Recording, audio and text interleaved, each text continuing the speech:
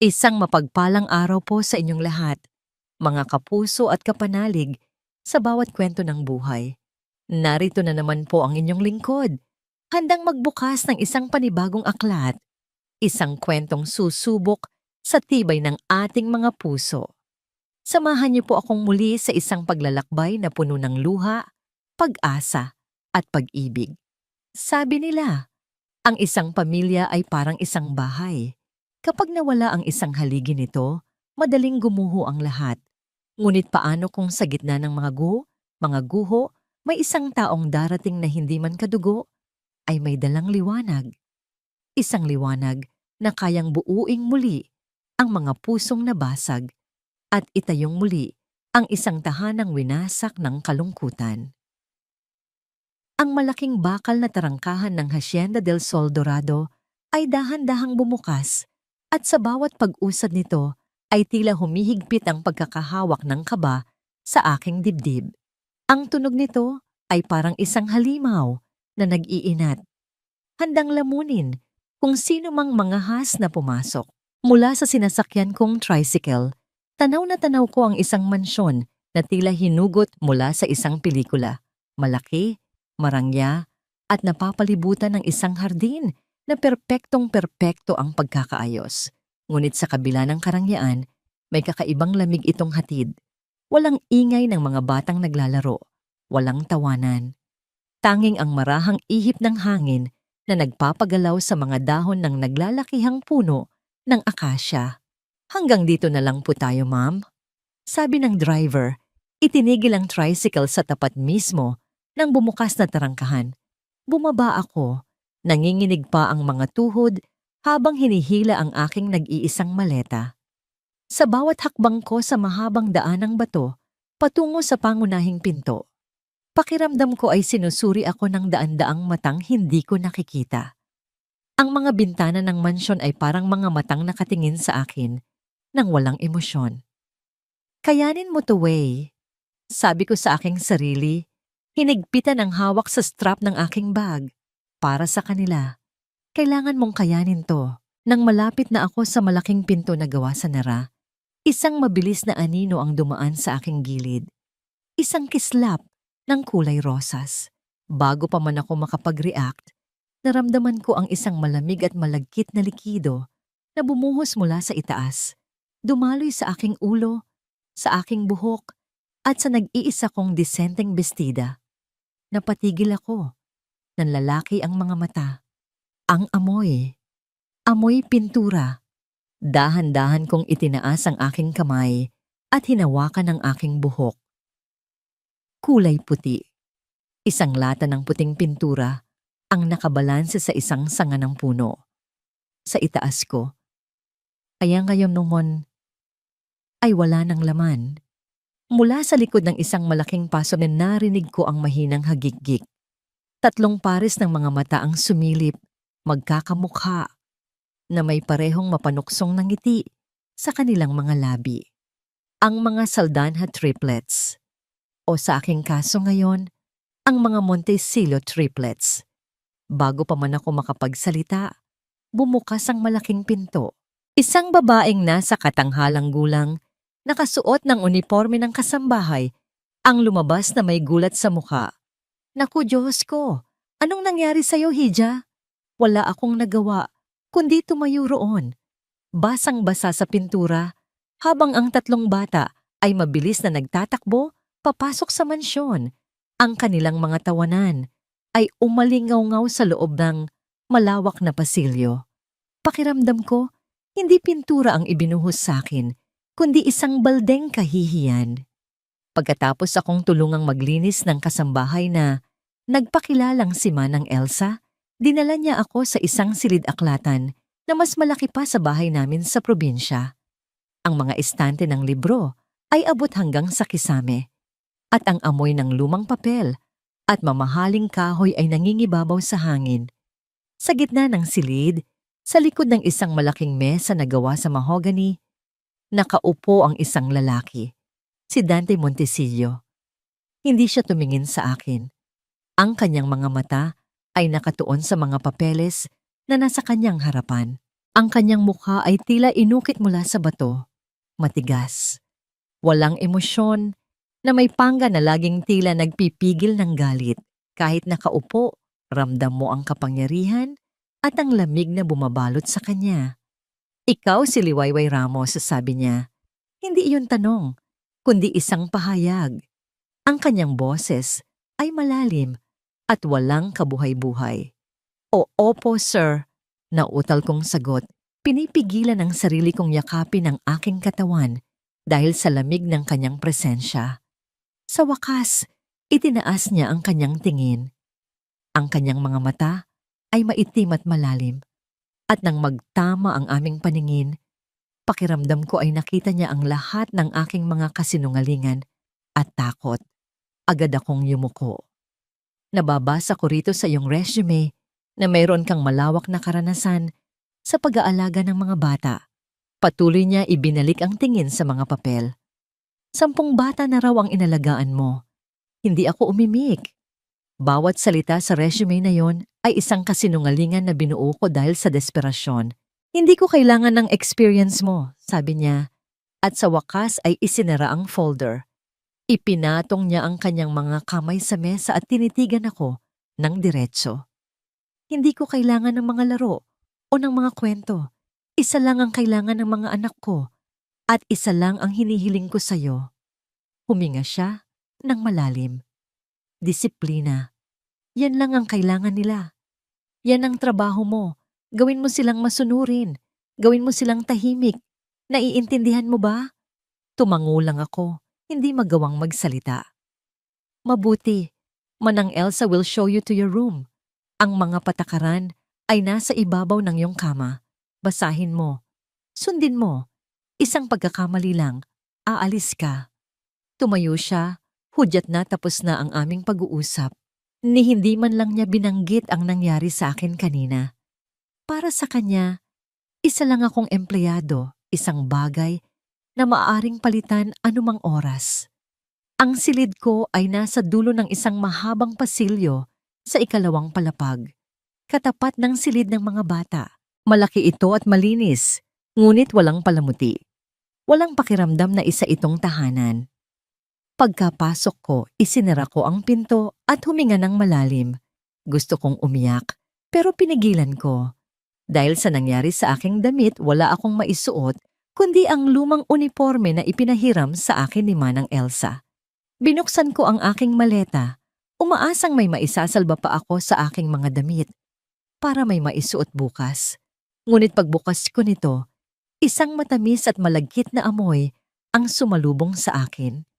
Ang lahat ng damit ko, ang mga damit na pinag-ipunan ko ng ilang buwan, ay basang-basa sa fruit juice.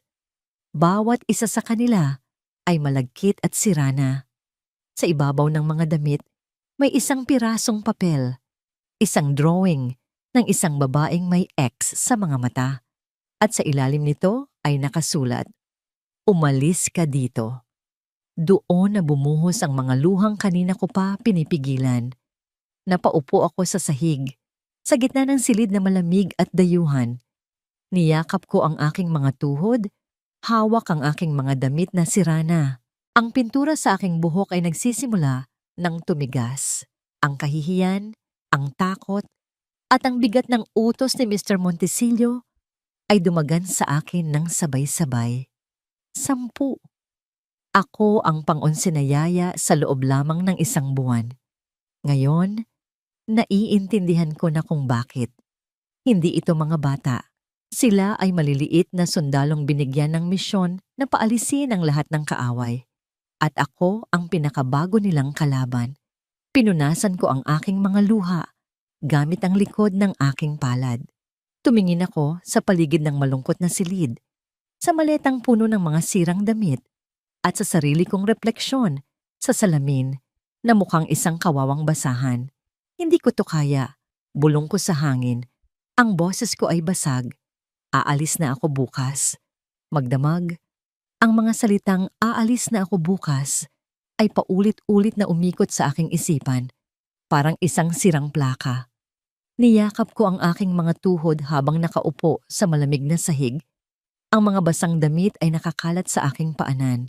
Bawat hikbi ay nagpapaalala sa akin ng aking kabiguan.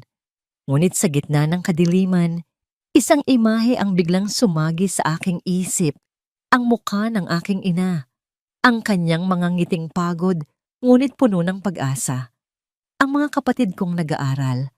Ang pangako kong bibigyan sila ng mas magandang buhay. Hindi. Hindi ako pwedeng sumuko. Hindi pa. Kung aalis ako, para ko na ring sinabing tama sila. Na isa lang akong mahinang babae na kayang-kaya nilang paglaruan. Para ko na ring tinalikuran ng pamilya ko. Pinunasan ko ang aking mga luha gamit ang maruming manggas ng unipormeng suot ko. Isang bagong determinasyon ang pumalit sa aking pagkatakot. Hindi ako aalis. Lalaban ako. Pero hindi sa paraang inaasahan nila. Kinabukasan, nagising ako bago pa man tumilaok ang mga manok. Dahan-dahan akong bumangon, niligpit ang mga sirang damit at itinago sa ilalim ng kama. Pagkatapos maligo, isinuot kong muli ang unipormeng ipinahiram sa akin ni Mana ng Elsa na nilabhan ko kagabi. Bago ako lumabas ng kwarto, huminga ako ng malalim. Bagong araw, bagong laban, way. Pagbaba ko sa kusina, naroon na si Manang Elsa. Naghahanda ng kape. Ngumiti siya sa akin ng may halong awa. Hija, sigurado ka ba? Pwede namang kitang tulungang mag-impake. Mahina niyang sabi. Ngumiti ako pabalik, isang pilit na ngiti na sana'y magmukhang totoo. Hindi po, Manang. Dito lang po ako. At kung okay lang po, ako na po ang maghahanda ng almusal ng mga bata. Nagulat si Manang Elsa, pero tumango na lang din. Hinanap ko ang mga sangkap na kailangan ko. Hindi ako magluluto ng tinapay o itlog na laging nakahain sa kanila. Magluluto ako ng champorado. Ang paboritong almusal namin sa probinsya tuwing umuulan, ang pagkain na laging nagbibigay sa akin ng pakiramdam ng isang tahanan. Habang hinahalo ko ang malagkit na kanin at tablea, isa-isang nagsidatingan ang mga bata sa kusina. Nauna si Tala, ang pinakamatanda, na may dala laging libro. Sumunod si Sinag, na may mapanuksong ngiti pa rin sa labi.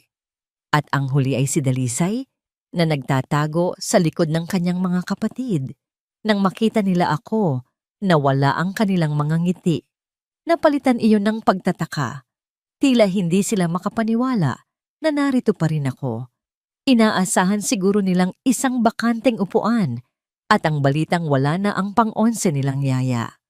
Hindi ko sila pinansin. Nagpatuloy lang ako sa paghahalo na para bang wala akong nakikita. Nagsimula akong maghain sa kanilang mga mangkok. Isang mainit at mabangong champorado na nilagyan ko ng gatas at kaunting tuyo sa gilid para sa mga may gusto. Ano yan? Mukhang putik, sabi ni Sinag, nakangiwi. Hindi ako sumagot. Inilapag ko lang ang mga mangkok sa kanilang harapan at umupo sa isang silya sa gilid. Tahimik. Nagkatinginan silang tatlo. Si Tala ay sumilip sa mangkok. Sinuri ito na parang isang siyentipiko. Si Dalisay naman ay tinititigan lang ito, ang mga matay puno ng pag-aalinlangan. Si Sinag, sa kanyang pagiging mapanghamon, ang unang kumuha ng kutsara. Sumubo siya ng kaunti, naghihintay na may masamang mangyari. Pero wala. Dahan-dahan, ang kanyang pagkunot ng noo ay napalitan ng kaunting pagkagulat. Sumubo siyang muli. At isa pa, di nagtagal, tahimik na silang kumakain. Walang nagreklamo, walang nagsalita. Tanging ang tunog lang ng kanilang mga kutsara na tumatama. Sa mangkok ang maririnig, isang maliit na tagumpay, pero para sa akin, ito'y isang malaking hakbang. Pagkatapos ng almusal, sa halip na pilitin silang mag-aral o sundin ang isang mahigpit na schedule, dinala ko sa sala ang isang bayong ng mga makukulay na papel na nakita ko sa bodega. Umupo ako sa sahig at nagsimulang magtupi. Nagsimula akong gumawa ng mga ibon na may iba't ibang kulay at laki. Habang nagtutupi, Sinimulan kong magkwento sa hangin. Sa probinsya namin, mahina kong sabi, kahit alam kong nakikinig sila mula sa hagdanan, may paniniwala kami na ang mga ibon ay tagapagdala ng mga mensahe. Kaya kapag mayroon kaming isang hiling o isang sikreto na hindi namin masabi kahit kanino, isinusulat namin ito sa isang maliit na papel. Itutupi namin ito sa loob ng isang ibong papel at ilalagay sa isang kahon. Walang pwedeng magbasa. Ang mga ibon lang at ang hangin ang nakakaalam. Nagpatuloy ako sa pagtutupi. Isang dilaw na ibon, isang asul, isang pula. Inilagay ko ang mga natapos kong ibon sa isang maliit na kahon na gawa sa kawayan na inilagay ko sa gitna ng maliit na mesa. Ito ang kahon ng ang lumilipad na lihim ng mga ibon. Sabi ko pa, ngumingiti sa aking sarili. Isang ligtas na lugar para sa lahat ng mga salitang hindi kayang bigkasin ng bibig. Narinig ko ang mga yabag paakyat. Hindi nila ako pinansin. Buong hapon, nanatili ako sa sala, gumagawa ng mga ibon. Dumating ang oras na lumapit si Sinag. Kumuha siya ng isang pulang ibon na katatapos ko lang. Tinitigan niya ito ng matagal.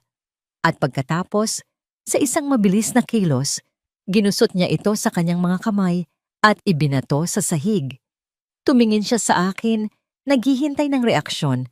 Naghihintay siyang magalit ako, pero ngumiti lang ako. Dahan-dahan kong pinulot ang nagusot na papel at nagsimulang gumawa ng panibago. Isang pulang ibon, katulad ng sinira niya. Ang kanyang muka ay nagpakita ng pagkalito. Tinalikuran niya ako at padabog na umalis. Alam kong nakikita nila ang lahat. Nakikita nila ang aking pasensya. Nang magdidilim na, habang nag-aayos ako ng mga gamit para umakyat na sa aking silid, isang anino ang mabilis na dumaan sa aking gilid. Isang maliit na figura. Nakita ko si Dalisay. May hawak siyang isang maliit na puting ibong papel na halatang gawa ng isang bata. Puno ito ng mga gusot at hindi perpektong tupi. Nagtago ako sa likod ng isang haligi. Nakita ko siyang dahan-dahang lumapit sa kahon. Nanginginig ang kanyang mga kamay habang binubuksan niya ito. Mabilis niyang inilagay ang kanyang puting ibon sa loob at pagkatapos ay kumaripas ng takbo paakyat na para bang nakagawa ng isang krimen. Napangiti ako. Isang tunay na ngiti sa unang pagkakataon mula nang tumapak ako sa hasyenda na ito. May isa nang nagtiwala. Nang gabing iyon, pagkatapos kong siguraduhin na tulog na ang mga bata, dumaan ako sa sala para iligpit ang kahon. Ngunit sa aking pagmamadali, isang ibon ang nahulog mula rito nang hindi ko namamalayan. Ang puting ibon ni Dalisay. Umakyat ako sa aking silid, dala ang isang maliit na sinag ng pag-asa.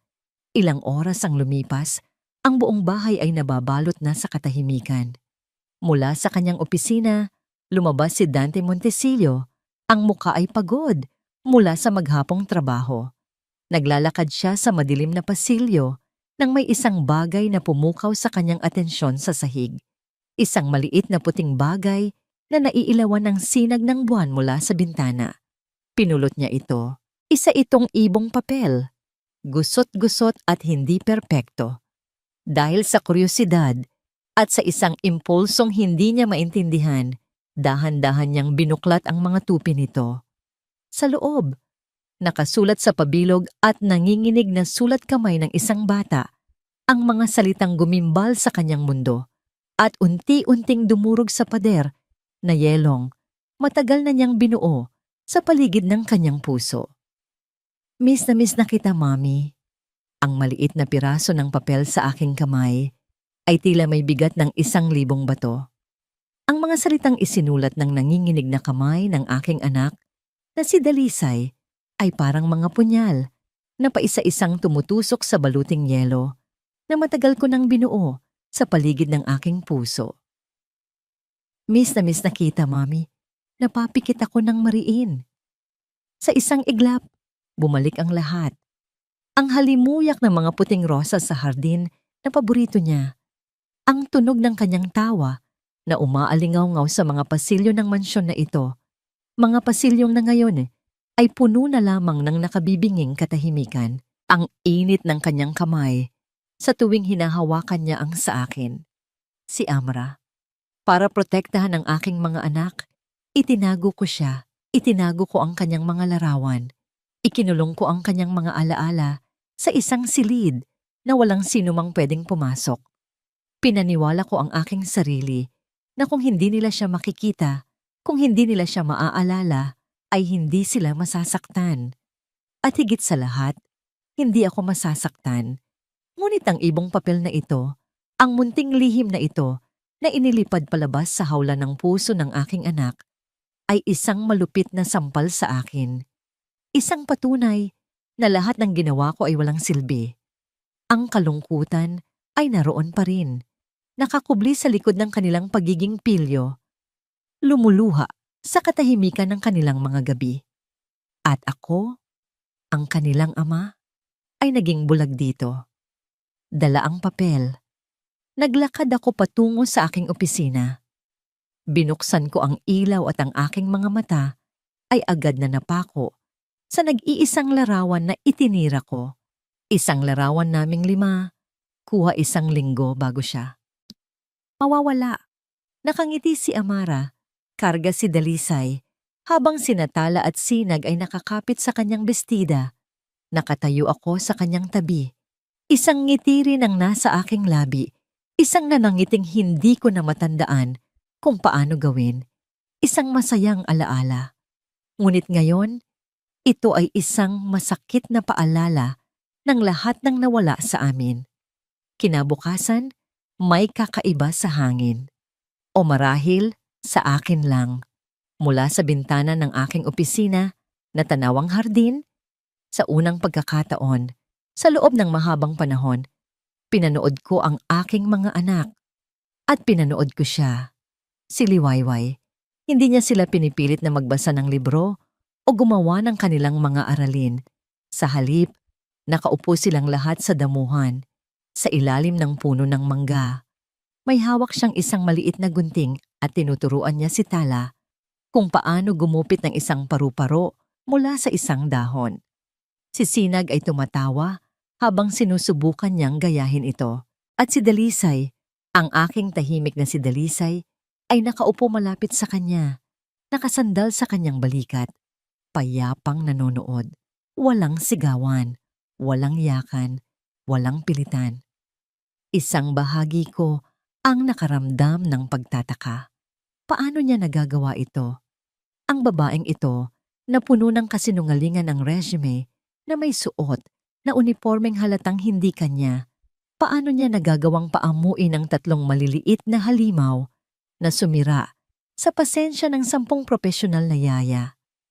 Ngunit may isa pang bahagi sa akin na nakaramdam ng pagdududa. Isang malamig na tinig sa aking isipan na nagsasabing lahat ng ito ay isang palabas lamang. Ang pag-iisip kong yon ay naputol ng isang pamilyar na itim na sasakyan ang pumasok sa tarangkahan. Bumukas ito at iniluwa ang isang babaeng nakasuot ng isang eleganteng puting bestida. Ang buhok ay perpektong nakaayos at ang mga labi ay may kulay dugong rosas. Si Corazon, ang kapatid ni Amara. Dante, mahal ko. Bati niya sa akin nang makapasok sa aking opisina. Ang boses ay matamis ngunit may talim. Hinalikan niya ako sa pisngi. Naparito ako para dalawin ang aking mga anghel.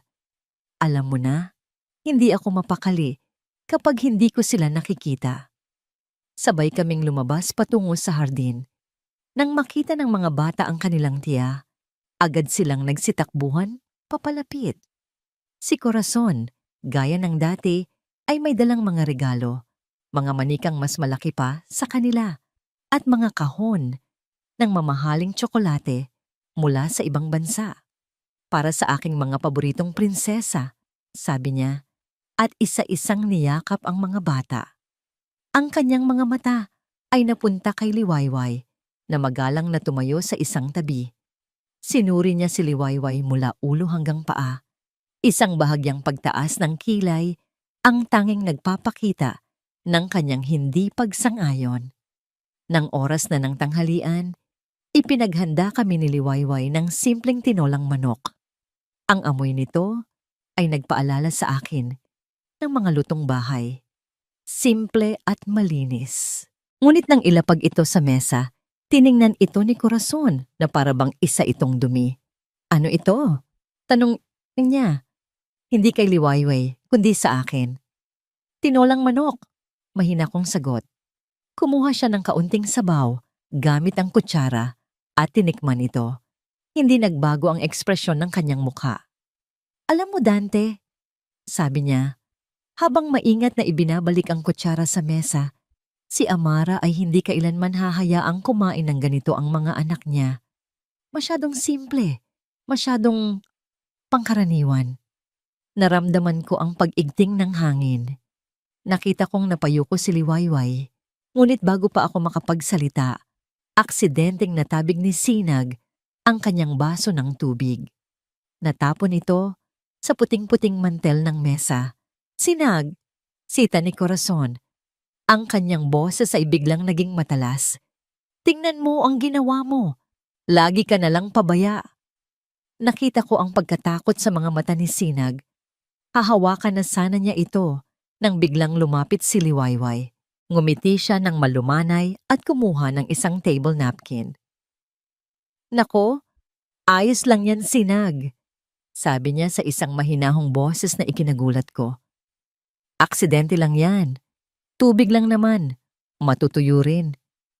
Huwag kang mag-alala. Dahan-dahan niyang pinunasan ang natapong tubig. Ang kanyang kilos ay kalmado at hindi nagpapakita ng anumang inis. Natigilan kaming lahat. Maging si Corazon ay hindi nakapagsalita. Sa isang sandali, nakita ko sa mga mata ni Liwayway hindi ang isang yaya, kundi isang ina, isang tagapagtanggol. Ang buong hapon ay lumipas na may tensyon. Nang paalis na si Corazon, hinatid ko siya sa kanyang sasakyan. Bago siya pumasok, humarap siya sa akin. Ang kanyang matamis na ngiti ay bumalik na, ngunit ang kanyang mga mata ay malamig. Dante, sabi niya, hinawakan ng aking braso.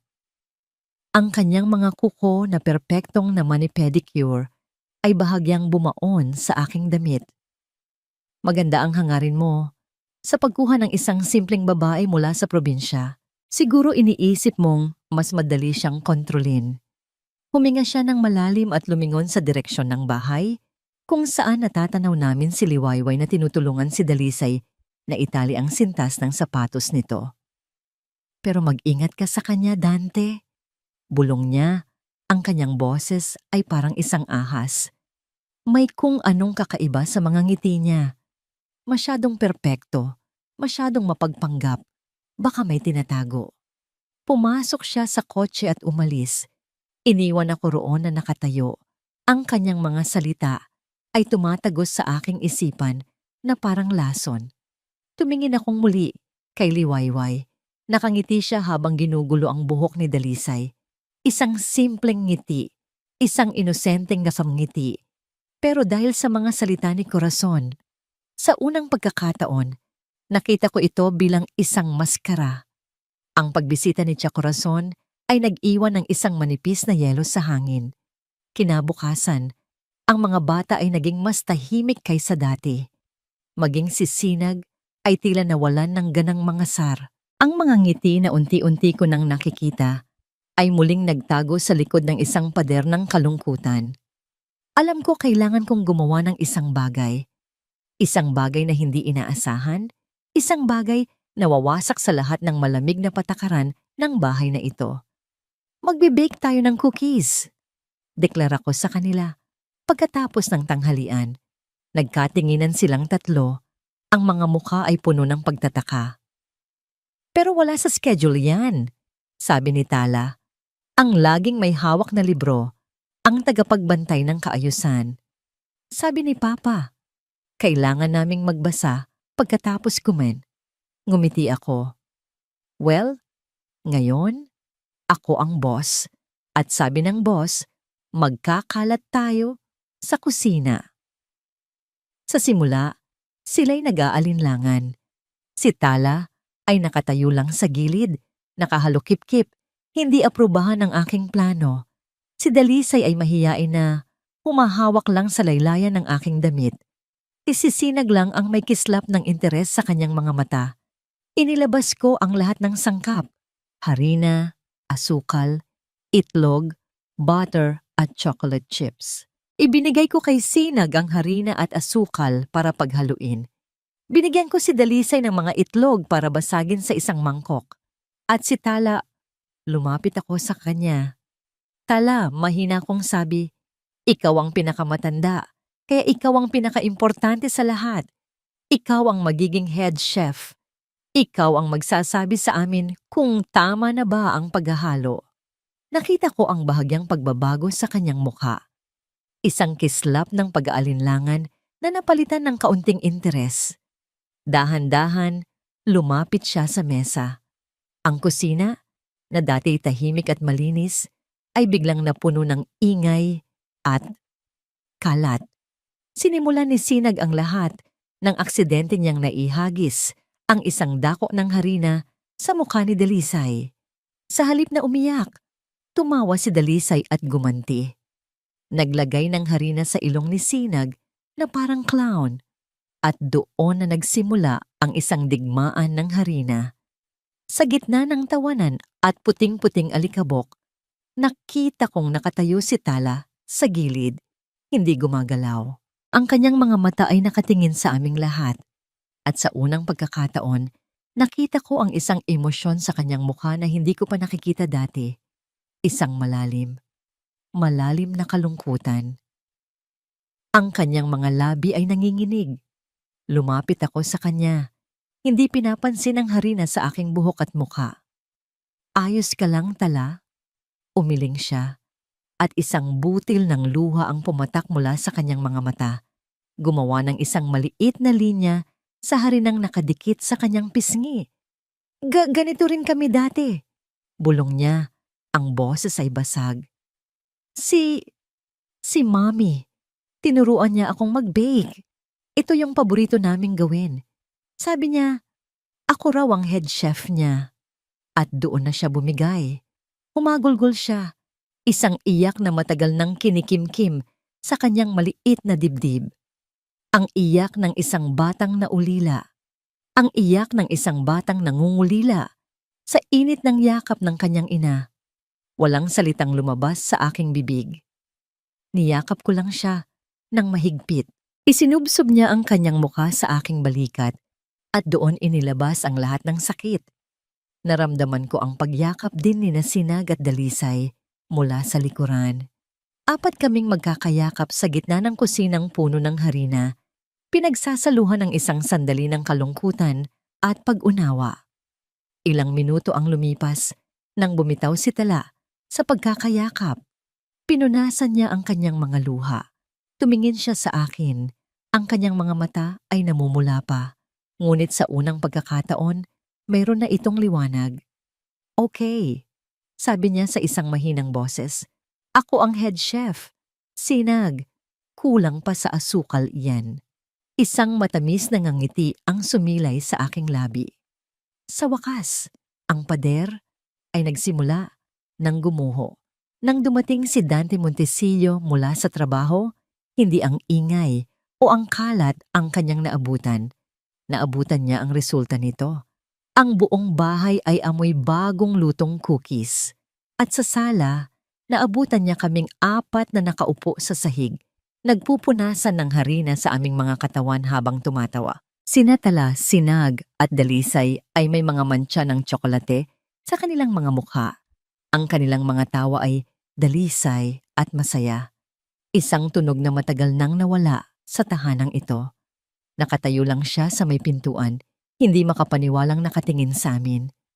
Ang kanyang mukha ay walang emosyon, gaya ng dati, ngunit ang kanyang mga mata? May kakaiba sa mga mata niya, isang bagay na hindi ko pa nakikita. Pagkabigla? Pagtataka? O baka Isang bakas ng init na matagal nang natabunan ng yelo. Hindi siya nagsalita. Tumalikod lang siya at umakyat sa kanyang opisina. Ngunit alam ko, nakita niya. At alam kong may nagbago. Nang matapos maligo ang mga bata at mahimbing nang natutulog sa kanilang mga silid, bumaba ako para tapusin ang paglilinis sa kusina. Nagulat ako nang makita ko si Dante doon, tahimik na nagpupunas ng mesa. "Sir," sabi ko, nagulat.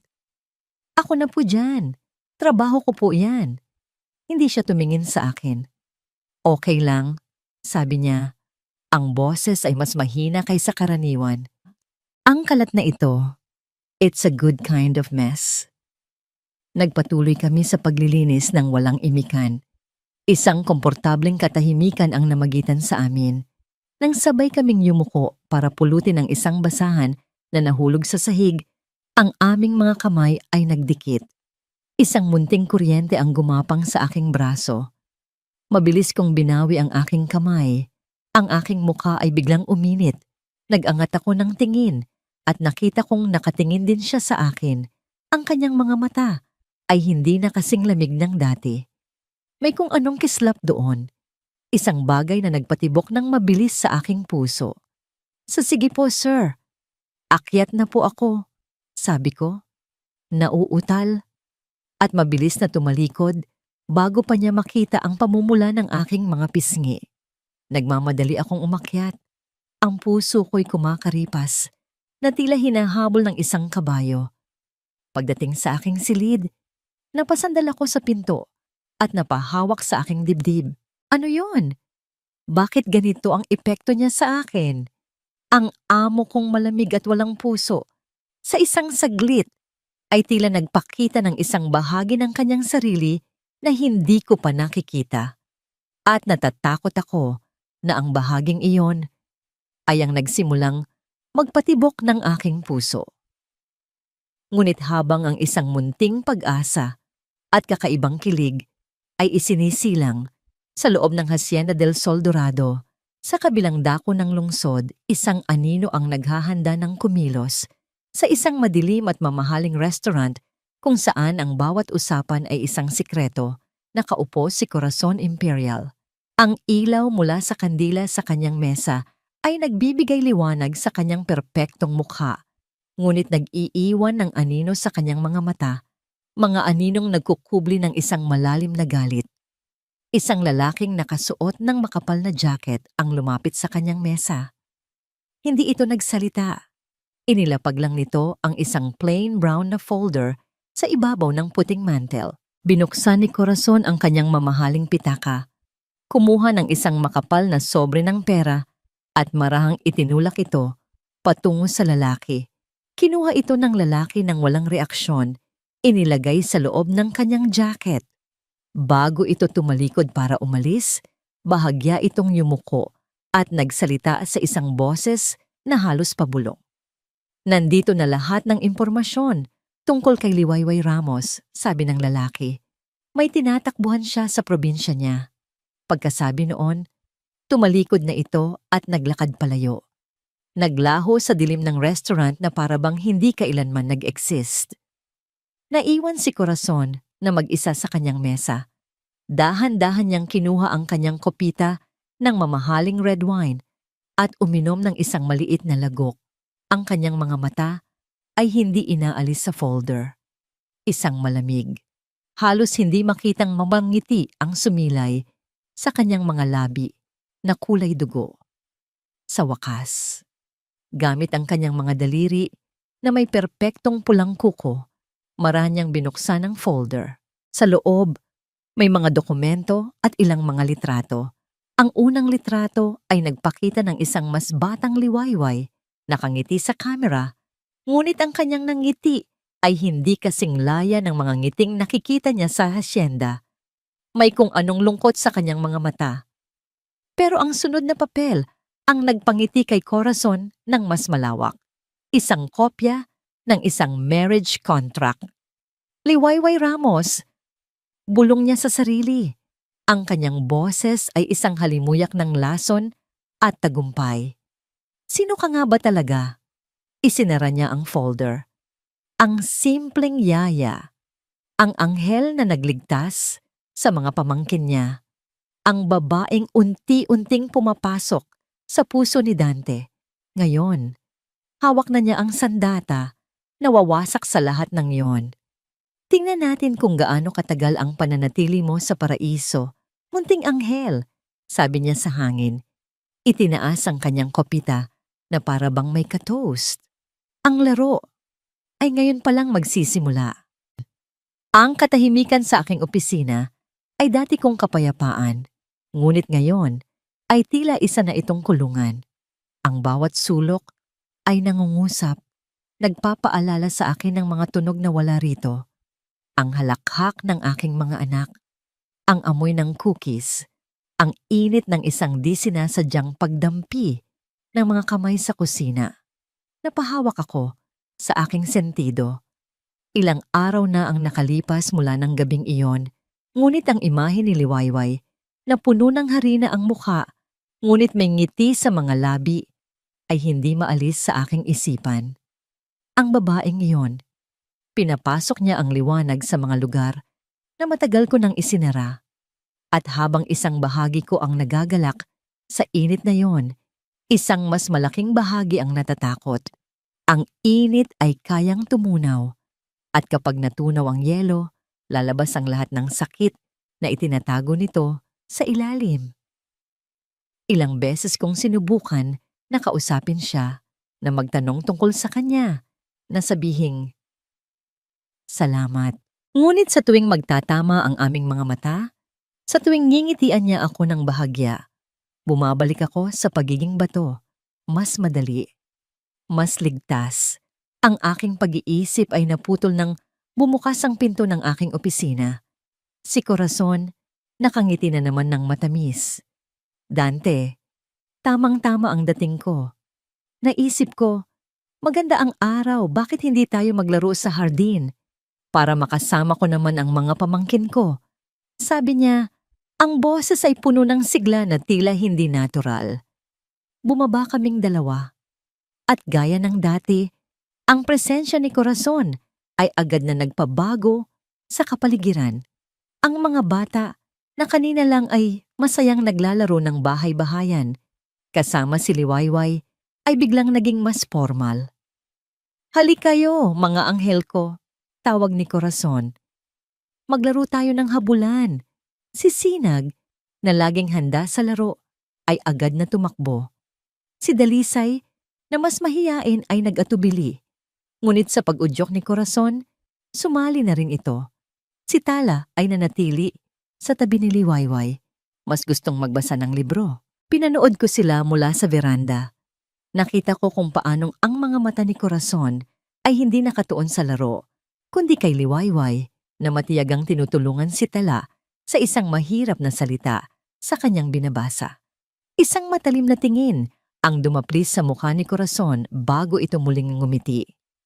"Dalisay, apo, dalian mo," sigaw ni Corazon. Habang si Dalisay ay tumatakbo sa damuhan, ang kanyang maliliit na paa ay halos hindi sumasayad sa lupa. "Mas mabilis pa." Si Dalisay ay tumawa, isang tunog na parang musika sa aking pandinig. Tumatakbo siya papalapit sa isang maliit na fountain na nasa gitna ng hardin. At doon nangyari ang lahat, sa isang kisap mata. Habang tumatakbo si Dalisay, biglang sumigaw si Corazon. Itinuturo ang isang puno sa kabilang direksyon. "Dalisay, apo, tingnan mo ang magandang paru-paro." Sa isang natural na reaksyon, biglang lumingon si Dalisay sa direksyong itinuro ng kanyang tiya. Ngunit ang kanyang mga paa ay patuloy sa pagtakbo pasulong. Ang biglaang pagpihit ng kanyang ulo ay sumira sa kanyang balanse. Isang maling tapak. Ang kanyang maliit na paa ay sumabit sa nakausling ugat ng isang puno. Narinig ko ang isang malakas na kalabog na sinundan ng isang nakakabinging iyak. Ang iyak ng aking anak. Bago pa man ako makagalaw, si Liwayway, na parang isang kidlat, ay binitawan ng libro at tumakbo papalapit kay Dalisay. Ngunit mas mabilis si Corazon. Naunahan niya si Liwayway. Diyos ko, Dalisay, ang anak ko. Sigaw ni Corazon, dinadramatisa ang bawat salita. Binuhat niya si Dalisay na ngayon ay humahagulgol na, may gasgas sa tuhod na nagsisimula ng dumugo. Nang makarating ako roon, ang eksenang bumungad sa akin ay si Dalisay na umiiyak sa mga braso ni Corazon at si Liwayway na nakatayo sa gilid. Ang mukha ay puno ng pag-aalala at pagkataranta. Humarap sa akin si Corazon, ang kanyang mga mata ay nag-aapoy sa kunwari galit at pag-aalala. Dante, tingnan mo ang nangyari. Sabi niya, ang boses ay malakas para marinig ng lahat. Kasalanan ito ng yaya. Nasaan ka ba, Liwayway? Hindi mo ba nakikita? Ang trabaho mo ay bantayan sila, hindi ang makipagkwentuhan lang. Lahat ng mata ay napunta kay Liwayway. Nakita ko ang gulat at sakit sa kanyang mukha. Pero, nagbabasa lang po kami ni Tala. Depensa niya, ang boses ay nanginginig. Kahit na, sagot ni Corazon, mas lalo pang hinigpitan ng yakap kay Dalisay. Responsibilidad mo sila. Paano kung sa bato tumama ang ulo niya? Paano kung mas malala pa rito ang nangyari? Hindi mo ba iniisip yon? Ganyan ka ba talaga kapabaya? Ang bawat salita ni Corazon ay parang isang martilyong pumupukpok sa aking ulo. Pabaya, responsibilidad, disiplina, ang mga salitang matagal ko nang pinanghahawakan. Tumingin ako kay Liwayway, naghahanap ng sagot, naghahanap ng kahit anong magpapatunay na mali si Corazon. Ngunit ang nakita ko lang ay ang kanyang mga matang ng lalaki, puno ng sakit at hindi makapaniwala. Sa sandaling iyon, ang lahat ng pag-aalinlangan, lahat ng babala ni Corazon, at ang sarili kong takot na magtiwala ay nagsanib-sanib. Ang init na nagsimulang tumunaw sa aking puso ay biglang nagyelo pabalik. Kailangan kong maging ama. Kailangan kong maging responsable. Kailangan kong ibalik ang pader.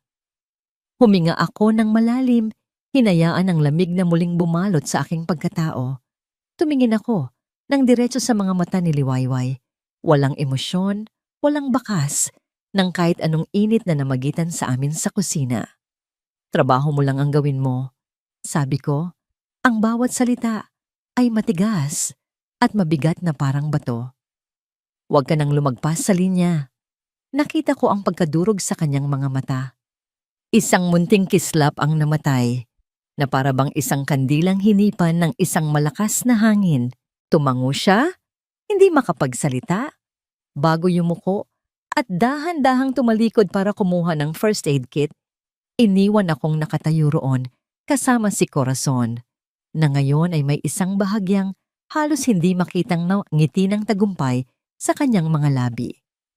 Ang mga salita ni Dante ay mas masakit pa sa sampal. Trabaho mo lang ang gawin mo. Huwag ka nang lumagpas sa linya. Buong gabi, ang mga salitang yon ay umalingaw-ngaw sa aking isipan, paulit-ulit, na para bang isang parusa. Ang munting tulay na nagsimulang mabuo sa pagitan namin ay gumuho sa isang iglap, at ang pader na yelo sa pagitan namin ay mas tumaas at mas kumapal pa kaysa dati. Ginawa ko ang trabaho ko. Pinaliguan ko ang mga bata. Pinakain ko sila ng hapunan. Pinatulog ko sila. Lahat ay parang isang robot. Walang ngiti, walang kwento. Ang bahay ay muling binalot ng katahimikan na dati kong kinatatakutan. Ang init na dala ng tawanan at amoy ng cookies ay naglaho na para bang hindi kailanman nangyari. Nang hating gabi na, habang tinitiyak kong mahimbing ang tulog ng lahat bago ako matulog, narinig ko ang isang mahinang ubo mula sa silid ng mga bata. Pagpasok ko, nakita ko si Sinag na hindi mapakali sa kanyang higaan. Ang kanyang noo ay pinagpapawisan at ang kanyang paghinga ay mabigat. Nang hipuin ko ang kanyang leeg, nag-init ang aking palad. Nilalagnat siya at mataas ang lagnat niya. Ang unang pumasok sa isip ko ay tawagin si Dante. Ngunit ang alaala ng kanyang malamig na mga mata at matitigas na salita ay pumigil sa akin. Ayokong marinig muli ang mga yon. Ayokong isipin niya na lumalagpas na naman ako sa linya. Kaya't nagpasya ako. Ako ang haharap dito. Kumuha ako ng palanggana na may maligamgam na tubig at isang malinis na bimpo. Dahan-dahan kong pinunasan ang kanyang noo, ang kanyang mga braso at mga binti. Sa bawat pagpunas ko, bumubulong ako ng mga panalangin. Hindi mapakali si Sinag, panay ang ungol. Sa kanyang pagiging hindi komportable, isang salita ang paulit-ulit na lumalabas sa kanyang mga labi. Mommy, Mommy. Nadurog ang puso ko. Hinawakan ko ang kanyang maliit na kamay. Shh! Andito lang si Ate Wei. Bulong ko. Hindi kita iiwan. Upang pakalmahin siya, sinimulan kong ikwento ang paboritong kwento ng aking ina, ang alamat ng alitaptap. Ibinulong ko ito ng paulit-ulit. Ang aking boses ay ginawa kong mahinahon at malambing. Umaasang ang tunog nito ay magsisilbing duyan para sa kanyang magulong panaginip. Hindi ko na malaya ng oras. Ang buwan ay dahan-dahang naglakbay sa kalangitan. Ang mga kuliglig sa labas ay nagsimula nang tumigil sa pag-awit. Ang aking likod ay nangangalay na sa pagkakaupo sa gilid ng kama at ang aking mga mata ay mabigat na sa antok. Ngunit hindi ako umalis. Sa gitna ng kadiliman, isang siwang ng liwanag ang nagmula sa pinto. Nakita ko ang anino ni Dante Montesillo. Nakatayo lang siya roon, hindi gumagalaw. Pinapanood ako sa dilim. Hindi ko mabasa ang kanyang ekspresyon. Naramdaman ko ang pagbilis ng tibok ng aking puso. Naghihintay sa isa na namang sermon, ngunit wala siyang sinabi. Tumalikod lang siya at isinara ang pinto ng marahan. Ilang minuto ang lumipas, bumalik siya. May dala siyang isang tasa. Dahan-dahan siyang lumapit at inilapag ito sa mesang katabi ng kama. Amoy kape. Hindi pa rin siya nagsasalita. Pinanood niya lang ako habang binabasa kong muli ang bimpo at ipinapatong sa noo ni Sinag. Ang katahimikan ay mas mabigat kaysa dati, ngunit sa pagkakataong ito, wala itong lamig. Nang ako'y tumayo para kumuha ng bagong tubig, nagsalita siya. Ang kanyang boses ay halos pabulong, puno ng isang emosyon na hindi ko pa naririnig mula sa kanya. Salamat at patawad. Natigilan ako. Humarap ako sa kanya, nanlalaki ang mga mata. Nakatayo siya sa ilalim ng dim light ng lampshade at sa unang pagkakataon, nakita ko ang pagod at pagsisisi sa kanyang mga mata. Hindi ang malamig na amo, kundi isang amang nag-aalala. Isang taong nagsisisi. Tumango lang ako, hindi magawang magsalita. Ang simpleng salitang patawad ay sapat na para burahin ang lahat ng sakit na naramdaman ko. Kinabukasan, bumaba na ang lagnat ni Sinag. Ang tensyon sa bahay ay tila naglaho kasama ng kanyang sakit. Isang bagong, marupok na pagtitiwala ang nabuo sa pagitan namin ni Dante. Hindi na niya ako tinitingnan na parang isang empleyado lang at hindi ko na rin siya tinitingnan na parang isang halimaw. Isang hapon, habang nag-aayos ako ng mga lumang gamit sa isang maliit na kabinet sa pasilyo sa utos ni Manang Elsa, may nahulog na isang kumpol ng mga susi. Karamihan ay luma at kinakalawang na. Ngunit may isang susi na naiiba. Maliit ito, gawa sa tanso, at may eleganteng disenyo. Ano po ito, Manang? Tanong ko. Sumilip si Manang Elsa. Ay, yan ang susi sa dating studio ni Senyora Amara. Sagot niya, ang silid sa dulo ng pasilyong ito. Mula nang mangyari ang nangyari, ipinagbawal na ni Sir Dante na may pumasok dyan. Isang hindi maipaliwanag na kuryosidad ang bumalot sa akin. Ang silid ng babaeng anino. Ang silid ng inang laging hinahanap ng kanyang mga anak. Gusto ko siyang makilala. Gusto kong maintindihan. Nang wala ng tao sa paligid, dinala ako ng aking mga paa sa tapat ng pintong iyon. Nanginginig ang aking mga kamay habang ipinapasok ko ang susi sa seradura. Dahan-dahan itong umikot. Bumukas ang pinto. Isang amoy ng alikabok, pinatuyong pintura at turpentine ang sumalubong sa akin. Ang silid ay nababalot sa dilim, maliban sa isang sinag ng liwanag mula sa isang maliit na siwang sa bintana. Ang mga muebles ay natatakpan ng puting tela na para bang mga kaluluwang natutulog. Sa paligid, may mga canvas na nakasandal sa pader. Ang iba'y nakatakip. Ang iba'y nagpapakita ng mga hindi natapos na obra.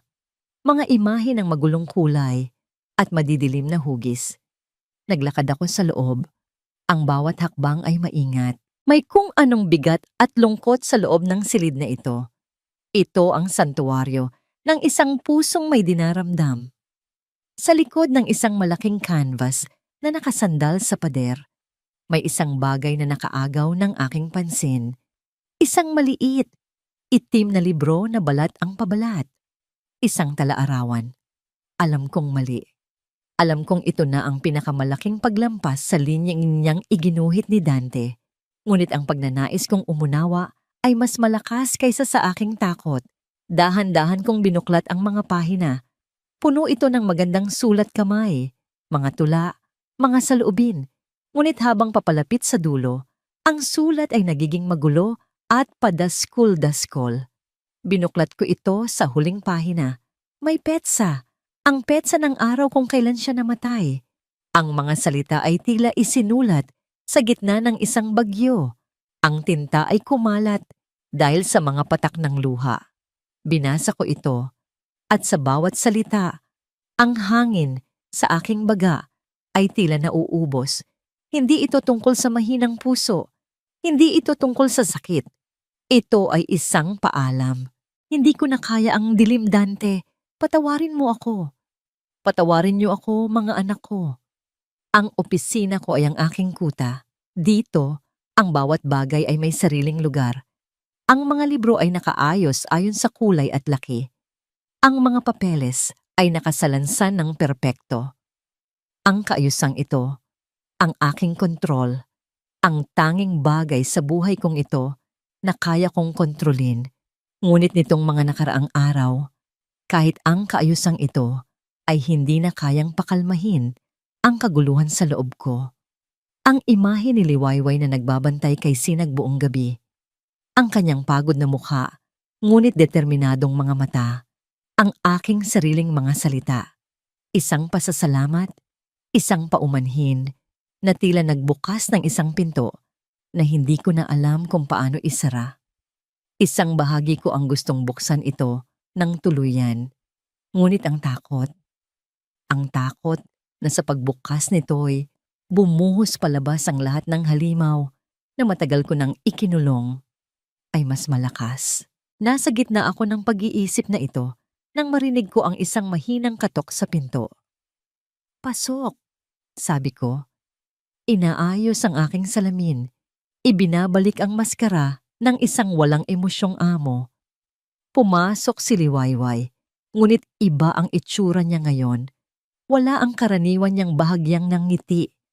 Wala ang kislap sa kanyang mga mata.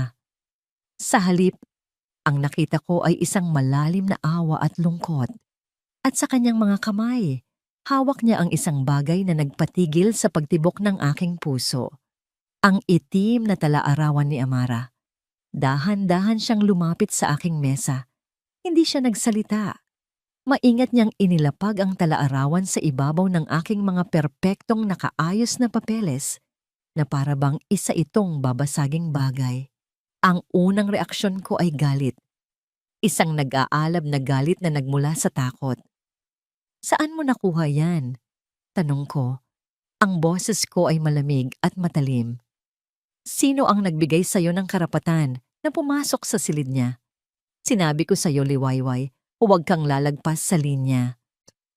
Inaasahan kong matatakot siya.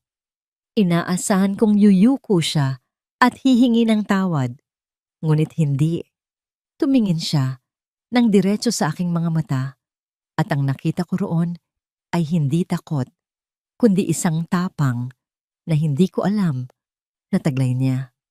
Hindi na po ito tungkol sa linya, Sir Dante. Sabi niya, ang kanyang boses ay mahina, ngunit matatag. Hindi na po ito tungkol sa akin o sa pagiging yaya ko. Tungkol po ito sa kanya. Itinuro niya ang tala-arawan. Tungkol po ito sa sakit na hindi nakita ng kahit sino. Tungkol po ito sa mga anak ninyo na hanggang ngayon ay hinahanap ang kanilang ina at ang nararapat sa kanila ay ang katotohanan. Bawat salita niya ay isang suntok sa aking sikmura. Ang pader na pinaghirapan kong itayo ay nagsimulang magkaroon ng mga bitak. Wala kang alam, sabi ko. Ang boses ko ay nagsimulang manginig. Sinubukan kong kumapit sa galit sa huling piraso ng kontrol na mayroon ako. Wala kang alam sa pinagdaanan namin. Alam ko po kung ano ang nabasa ko, sagot niya. At sa pagkakataong ito, isang butil ng luha ang pumatak mula sa kanyang mata. At ang nabasa ko ay hindi kwento ng isang mahinang puso.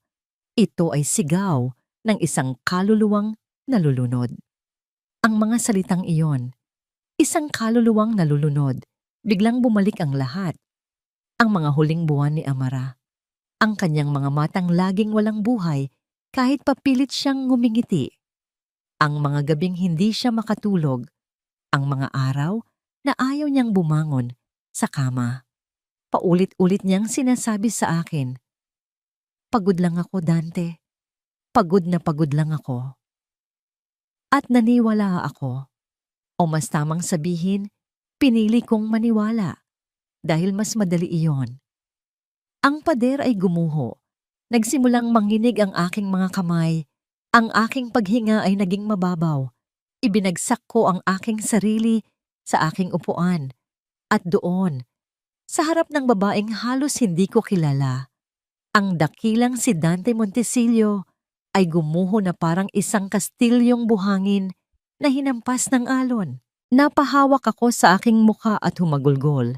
Hindi isang tahimik na pag-iyak, kundi isang malakas, masakit na hagulgol na nagmula sa kaibuturan ng isang pusong puno ng pagsisisi at kasalanan. Iniyak ko ang lahat ng luhang hindi ko iniyak sa kanyang libing. Iniyak ko ang lahat ng gabing pinilit kong maging bato. Iniyak ko ang bawat sana na bumulong sa akin gabi-gabi. Kasalanan ko, sabi ko sa gitna ng aking mga hikbi. Kasalanan ko lahat. Naramdaman ko ang marahang paglapit ni Liwayway. Hindi siya nagsalita. Naramdaman ko lang ang kanyang kamay sa aking balikat, isang marahan, nag-aalangang haplos. Hindi ko nakita. Pagpapatuloy ko, ang bawat salita ay isang pagpapahirap. Sa sinabi ng mga doktor, postpartum depression, malala raw. Ngunit para sa akin, para sa pamilya, hindi iyon pwedeng mangyari.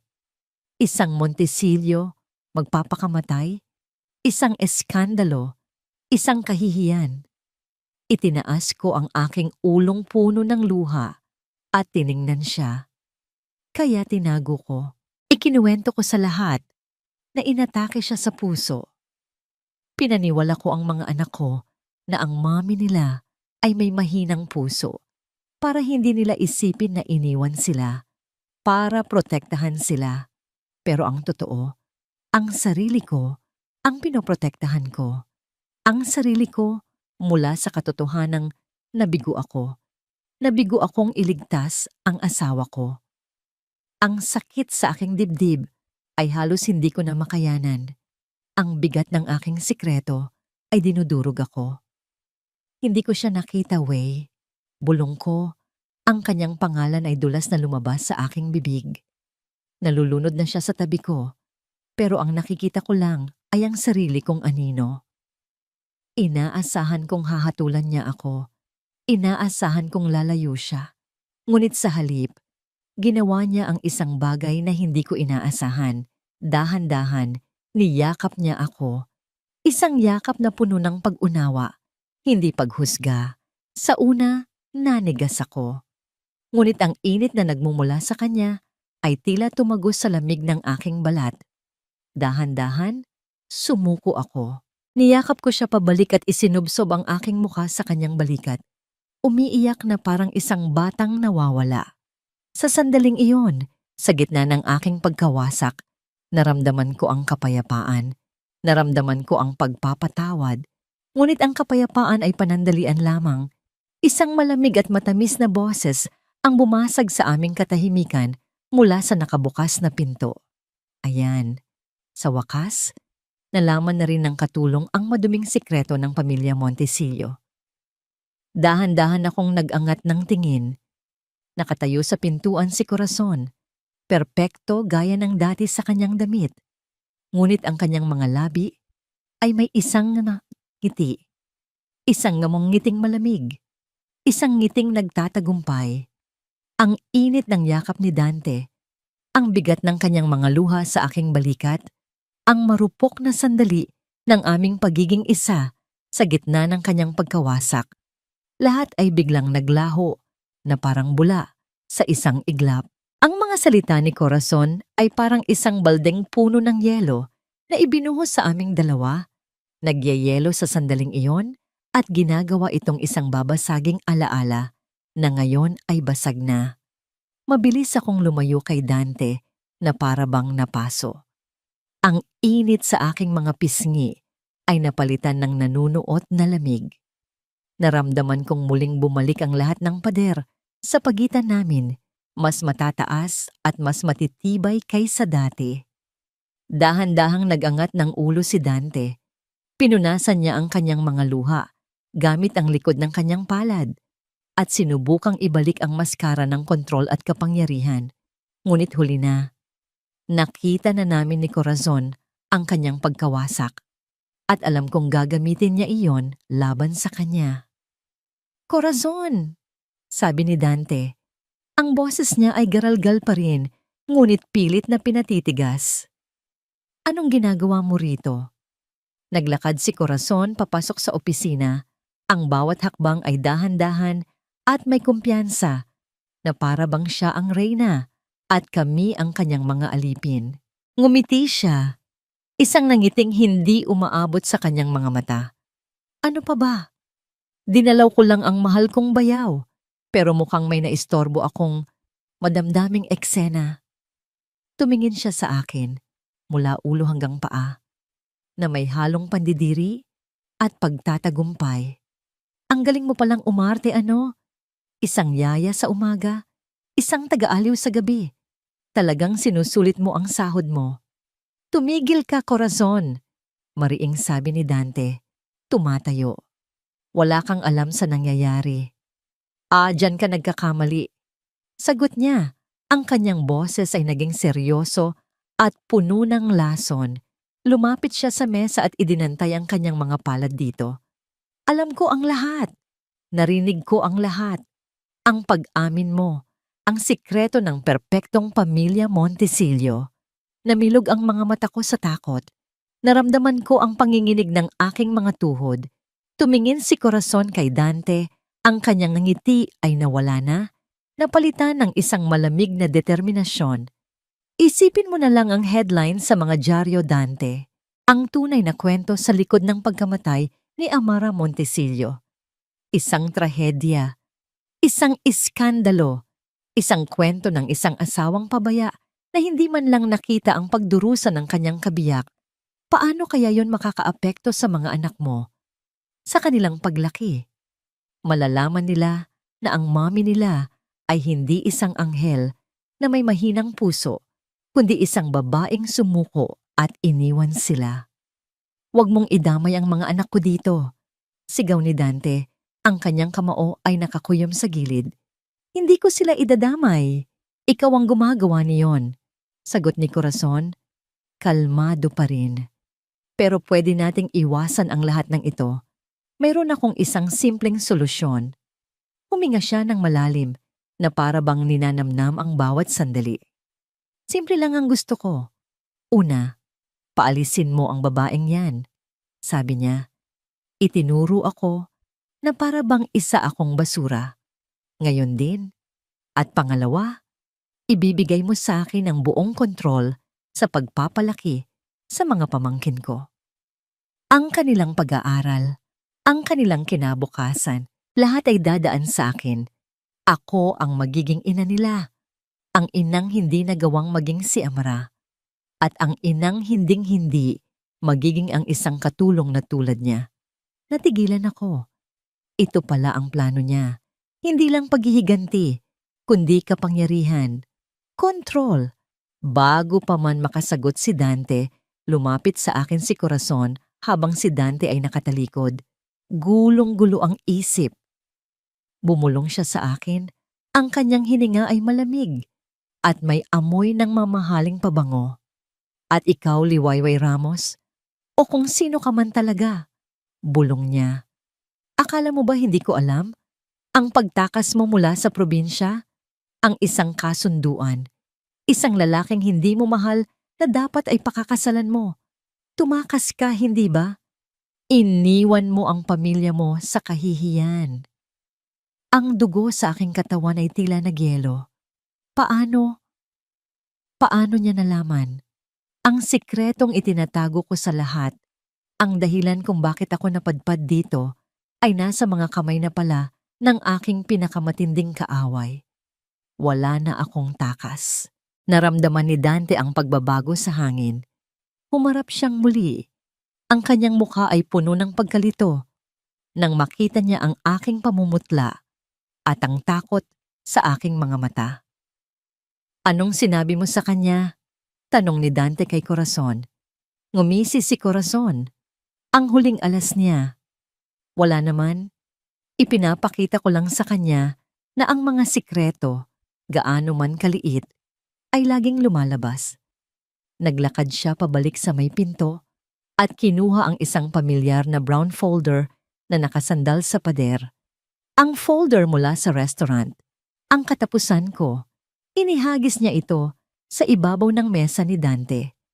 Ang tunog ng pagbagsak nito ay umalingaw-ngaw sa nakabibinging katahimikan ng opisina. Tanungin mo siya, Dante, sabi ni Corazon. Ang kanyang boses ay puno ng tagumpay. Tanungin mo kung sino ba talaga ang pinapasok mo sa pamamahay mo. Ang mga mata ni Dante ay napako sa folder, pagkatapos ay sa aking mukha.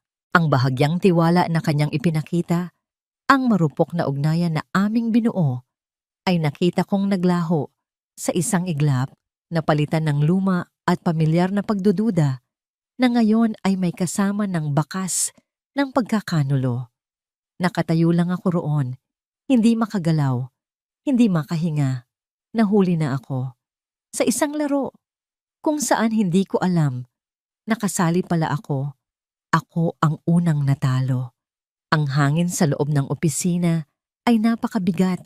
Halos hindi na ako makahinga. Ang bawat tibok ng aking puso ay isang malakas na dagundong sa aking dibdib. Isang paalala na ang mundo ko ay malapit ng gumuho. Ang aking mga mata ay nakatuon kay Dante. Nagmamakaawa, naghahanap ng kahit isang bahidadang tiwala. Isang sinag ng liwanag na kakapitan. Ngunit ang nakita ko lang ay ang unti-unting pagbabalik ng yelo sa kanyang mga mata. Ang marupok na tulay na aming tinawid kanina lang ay ngayon ay abo na. Dahan-dahan, kinuha ni Dante ang folder. Bawat kilos niya ay tila tumatagal ng isang oras. Bawat tunog, ang pagkaluskos ng papel, ang kanyang mabigat na paghinga, ay parang isang hatol na malapit ng ipataw sa akin. Binuksan niya ito. Nakita ko ang pagbabago sa kanyang mukha habang binabasa niya ang mga nilalaman. Ang pagkalito ay napalitan ng pagkadismaya at pagkatapos ng isang malamig na galit na dulot ng pakiramdam ng pagkakanulo. Totoo ba ito? Tanong din niya. Ang kanyang boses ay walang emosyon, ngunit ramdam ko ang bigat sa likod ng bawat salita. Hindi siya tumitingin sa akin, kundi sa isang piraso ng papel, ang marriage contract. Mayroon ka dapat asawa? Hindi ako makasagot. Ang dila ko ay tila nakatali. Anong sasabihin ko? Na isa yung kasunduan para mabayaran ang utang ng aking pamilya? Na tumakas ako dahil hindi ko kayang ibenta ang aking kaluluwa? na lahat ng ginawa ko ay dahil sa desperasyon. Sa kanyang mga mata, lahat ng iyon ay magiging kasinungalingan lamang. Sino ka ba talaga, Liwayway? Tanong niyang muli. Sa wakas ay tumingin sa akin. Ang pagtawag niya sa aking pangalan ay hindi na kasing lambing ng dati. Ngayon, ito'y isang akusasyon. Nakatayo si Corazon sa gilid. Ang kanyang mga braso ay nakahalukip-kip. Isang ngiti ng tagumpay ang nakapinta sa kanyang mga labi. Siya ang nanalo. Dante, pakinggan mo ako. Nagsimula ako. Ang aking boses ay isang pakiusap. Pakinggan ka?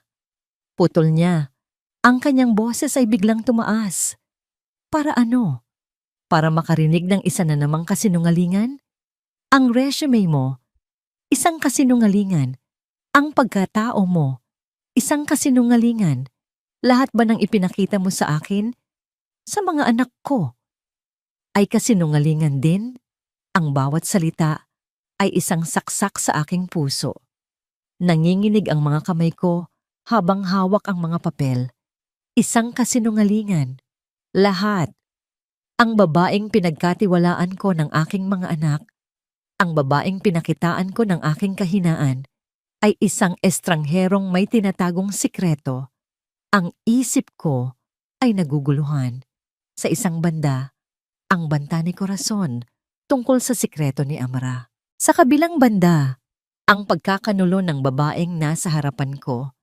Pakiramdam ko ay nasa gitna ako ng dalawang nag-uumpugang pader.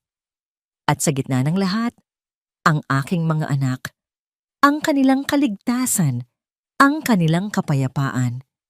Tumingin ako kay Corazon. Nakita ko ang determinasyon sa kanyang mga mata. Gagawin niya ang sinabi niya. Wawasakin niya ang alaala ng kanilang ina. Tumingin ako kay Liwayway. Nakita ko ang pagmamakaawa sa kanyang mga mata. Ngunit ang nakikita ko na lang ngayon ay ang kanyang mga kasinungalingan. Paano ako magtitiwala sa kanya? Paano ko ipagkakatiwala ang aking mga anak sa isang taong hindi ko lubos na kilala? Kailangan kong pumili. Ang kahihiyan ng aming pamilya o ang pagtitiwala sa isang sinungaling. Ang kapayapaan ng aking mga anak o ang pananatili ng babaeng ito. At sa aking kaduwagan, sa aking takot, pinili ko ang mas madaling daan. Pinili kong iligtas ang aking sarili. Huminga ako ng malalim. Pinatay ang lahat ng emosyon sa aking puso. Tiningnan ko si Liwayway, ang babaeng nagdala ng liwanag, at nagpakita sa akin ng aking sariling kadiliman. Umalis ka na, sabi ko. Ang mga salita ay lumabas sa aking bibig na parang lason, walang buhay, walang pakiramdam. Umalis ka na. Ang dalawang salitang yon ay tumatak sa aking pandinig. Hindi ako makagalaw. Hindi ako makapaniwala. Pagkatapos ng lahat, pagkatapos ng kanyang pag-amin, ng kanyang mga luha, ng aming yakap, ito na lang iyon. Dante, pakiusap. Sinabi kong umalis ka na.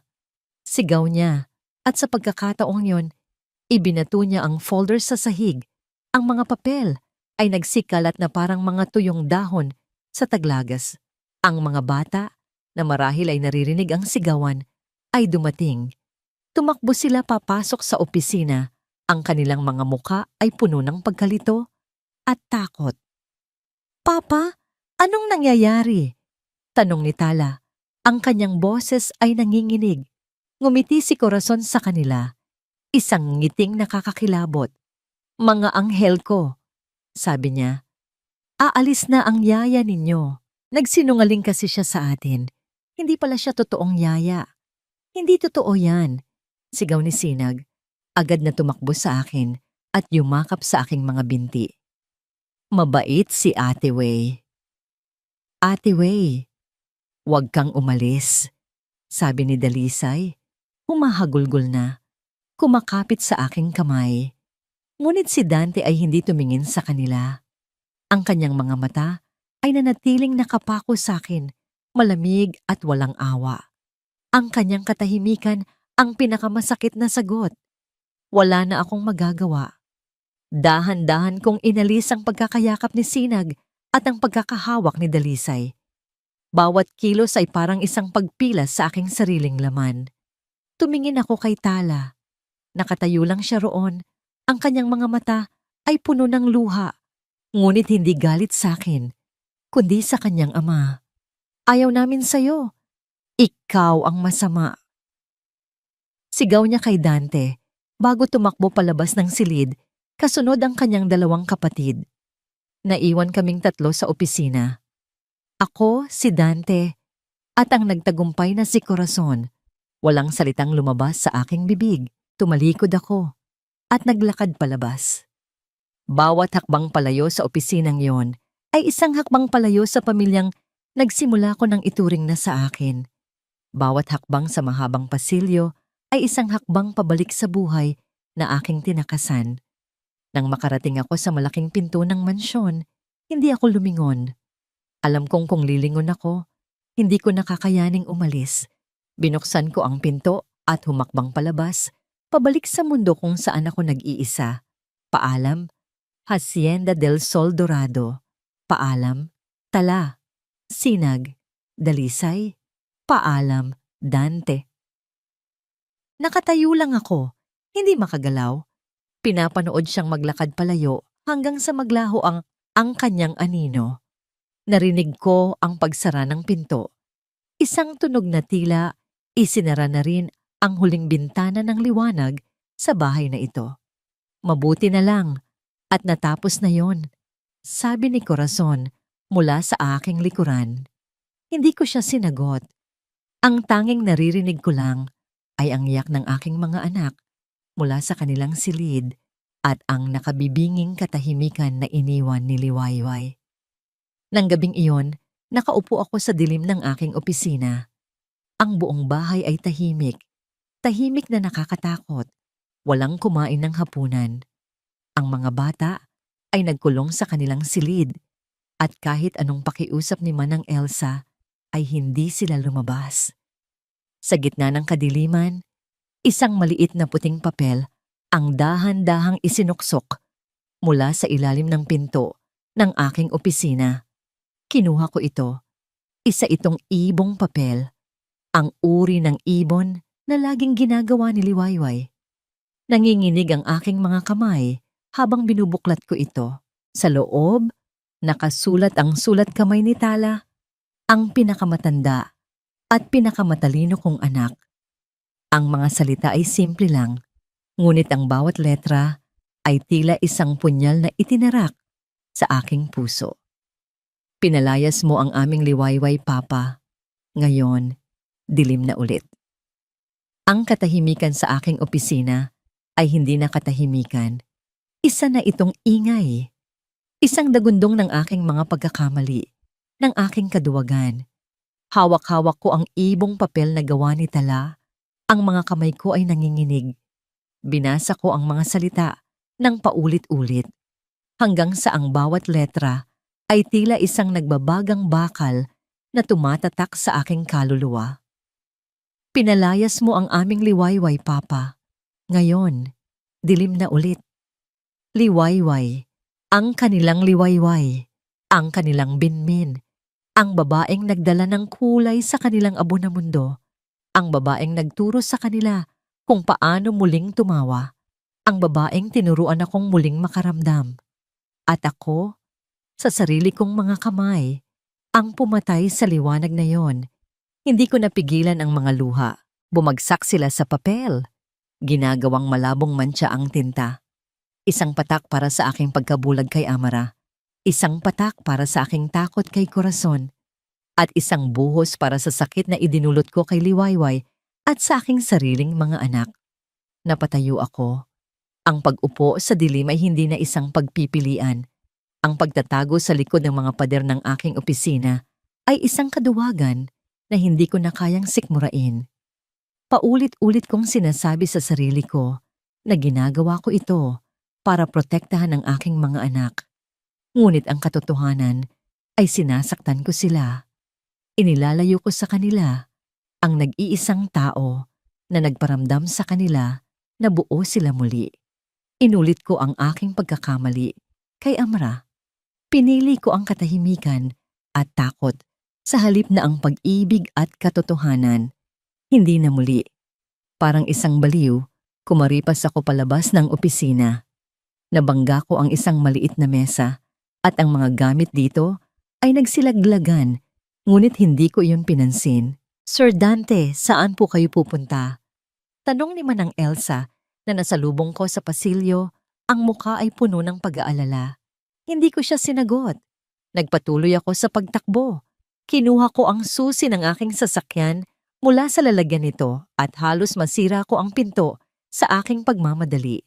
Nagsisimula ng umambon. Perpekto. Isang ulan na sasalamin sa bagyo sa loob ng aking dibdib. Pinaandar ko ang sasakyan at ang mga gulong ay umikit sa basang semento. Minaneho ko ito na parang wala nang bukas. Ang aking mga kamao ay mahigpit na nakakuyom sa manibela. Ang aking mga mata ay nakatuon sa daan. Ngunit ang aking isip ay nasa iisang lugar lamang. Ang terminal ng bus. Sana hindi pa huli ang lahat. Pakiusap. Huwag mo muna siyang hayaang umalis. Ang bawat pulang ilaw trapiko ay isang kalbaryo. Ang bawat sasakyan sa aking harapan ay isang hadlang. Nang sa wakas, ay narating ko ang terminal. Ang ambon ay isa ng malakas na ulan. Ipinark ko ang sasakyan kung saan-saan at tumakbo ako palabas. Hindi alintana ang basang-basa kong damit at buhok. Ang terminal ay halos wala ng tao. Ang malamig na hangin at ang tunog ng malakas na ulan ay nagbibigay ng isang malungkot na pakiramdam. Hinanap ko siya sa bawat sulok. Ang aking puso ay kumakabog sa takot. Paano kung nakaalis na siya? Paano kung huli na ako? At pagkatapos, nakita ko siya. Nakatayo siya sa ilalim ng isang nag-iisang ilaw poste na bahagyang gumagana. Ang kanyang likod ay nakaharap sa akin. Yakap-yakap niya ang kanyang sarili mula sa lamig. Ang kanyang nag-iisang maleta ay nasa kanyang paanan. Isang maliit at malungkot na figura na tila handa ng lamunin ng gabi. Wey! Ang sigaw ko ay halos hindi marinig dahil sa lakas ng ulan. Ngunit lumingon siya. Nakita ko ang gulat sa kanyang mga mata nang makita niya ako. Basang sisiw, humihingal, at desperado. Lumapit ako sa kanya. Dahan-dahan. Bawat hakbang ay isang pag-amin sa aking kasalanan. Anong ginagawa niyo rito, sir? Tanong niya. Ang kanyang boses ay nanginginig dahil sa lamig. At marahil, sa sakit. Huwag kang umalis, sabi ko. Ang aking boses ay basag. Pakiusap. Huwag kang umalis. Umiling siya. Yumuko para iwasan ang aking tingin. Wala na akong babalikan pa, sir. Malinaw na po ang lahat. Hindi, sabi ko. At sa wakas ay nasa harapan na niya ako. Hinawakan ko ang kanyang mga braso, marahan ngunit may diin, para harapin niya ako. Ang ulan ay dumadaloy sa aming mga mukha, na para bang sinusubukang hugasan ang lahat ng sakit sa pagitan namin. Mali ako, wey. Maling-mali ako. Tumingin siya sa akin. Ang kanyang mga mata ay puno ng luha na humahalo sa ulan. Bakit ngayon lang? Bakit kung kailan wasak na ang lahat? Dahil duwag ako, aminado ko, ang bawat salita ay isang pait na kailangan kong lunukin. Isang duwag. Natakot akong harapin ang multo ni Amara. Natakot ako sa banta ni Corazon. At higit sa lahat, natakot ako sa nararamdaman ko. Pinili ko ang madaling daan, ang pamilyar na lamig, dahil natakot ako sa init na dala mo. Patawarin mo ako.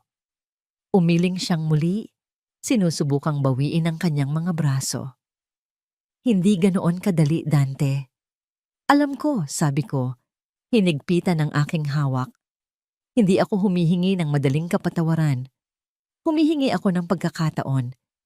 Isang pagkakataon para itama ang lahat. Bumalik ka, Way. hindi bilang yaya ng mga anak ko. Natigilan siya, naghihintay. Bumalik ka bilang kakampi ko. Tulungan mo akong harapin si Corazon. Tulungan mo akong sabihin ang katotohanan sa mga anak ko. Tulungan mo akong buuin muli ang tahanang ito. Dahil hindi ko kaya ng mag-isa, kailangan kita. Inilabas ko ang basang ibong papel mula sa aking bulsa. Ipinakita ko ito sa kanya. Sabi nila, pinalayas ko raw ang kanilang liwayway. Way, bumalik ka. Ibalik mo ang liwanag sa kanila. Sa akin. Nakatitig lang siya sa akin. Ang kanyang mga labi ay bahagyang nakaawang. Ang ulan ang tanging saksi sa aking pagsusumamo. Ang aking puso, na matagal nang nagyelo, ay ngayon ay sumisigaw ng kanyang pangalan. Matagal siyang hindi sumagot. At sa bawat segundong lumilipas, pakiramdam ko ay dinudurog ako. Ngunit pagkatapos, sa gitna ng malakas na ulan, nakita ko siyang dahan-dahang tumango. Isang maliit, halos hindi makitang pagtango. Pero para sa akin, iyon ang pagsikat ng araw. Bumalik kami sa hasyenda. Ang biyahe ay tahimik, ngunit hindi na ito ang malamig na katahimikan ng dati. Ito ay isang katahimikan na puno ng mga hindi pa nasasabing salita ng isang bagong pag-asa. Bago kami bumaba ng sasakyan, hinawakan ko ang kanyang kamay. Sa pagkakataong ito, hindi niya ito binawi. Magkahawak kamay kaming pumasok sa malaking pinto. Ngunit ang inaasahan naming tahimik na bahay ay hindi ang aming naabutan. Ang mga ilaw sa sala ay nakabukas lahat. Naroon ang mga tiyuhin at tiyahin ko, ang abogado ng pamilya. At sa gitna ng lahat, nakaupo si Corazon na para bang isang reyna sa kanyang trono, nagsasalita sa kanila. Nagpapatawag siya ng isang pulong ng pamilya. Nang makita nila kaming dalawa na magkahawak kamay, lahat sila ay natigilan. Isang ngiti ng pagkainis at paghamon ang sumilay sa mga labi ni Corazon. Ngunit hindi na ako natatakot. Humigpit ang hawak ko sa kamay ni Liwayway. Humugot ako ng lakas mula sa kanya. Naglakad kami papalapit. Ang atensyon ng lahat ay nasa amin. Tumigil kayong lahat, sabi ko. Ang aking boses ay malakas, matatag, at puno ng awtoridad na matagal ko nang iwinaksi. May kailangan kayong malaman. Ang sala ng mansyon, na karaniwang isang lugar ng marangyang katahimikan, ay ngayon ay puno ng isang mabigat na tensyon na halos hinihiwa ang hangin.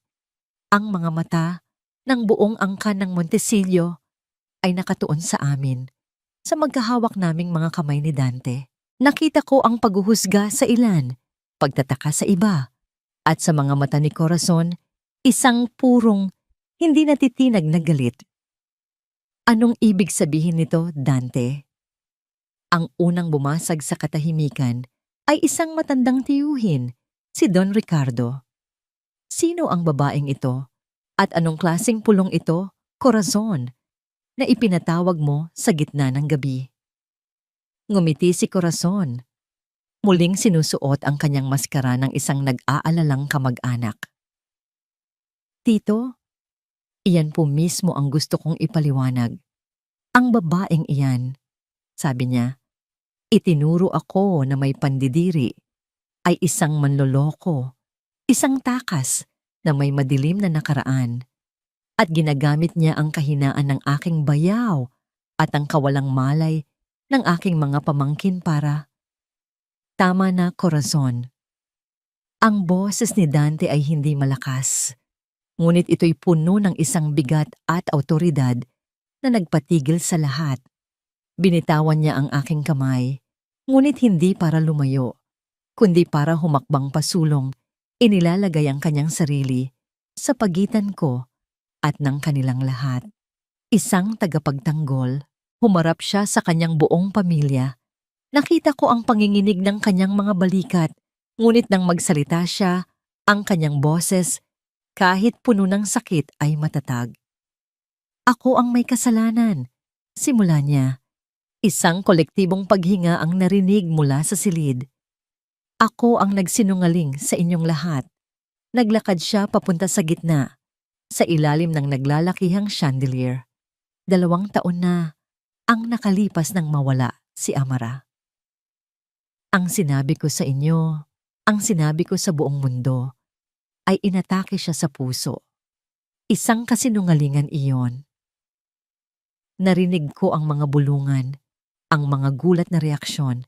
Nanatiling tahimik si Corazon, nagmamasid. Marahil ay iniisip na ito pa rin ay bahagi ng kanyang plano. Ang katotohanan, pagpapatuloy ni Dante, ang kanyang boses ay nagsimulang mabasag. Ay matagal nang may sakit si Amara. Isang sakit na hindi nakikita ng mata. Isang sakit na dahan-dahang lumamon sa kanyang kaluluwa.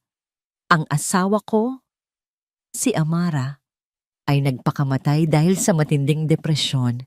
Ang katahimikan na sumunod ay nakabibingi. Ito ay mas mabigat kaysa sa anumang sigaw.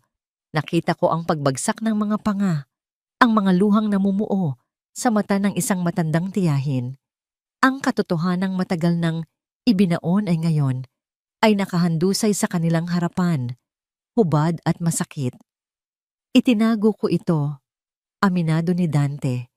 Ang mga luha ay malaya nang dumadaloy sa kanyang mga pisngi. Itinago ko dahil sa takot, sa kahihiyan, dahil sa pride ng pamilya Montesillo, at higit sa lahat, dahil sa sarili kong kaduwagan. Hindi ko matanggap na nabigo ako bilang asawa. Hindi ko nakita ang kanyang pagdurusa, at ang sikretong yon ang naging lason na unti-unting pumatay sa tahanang ito.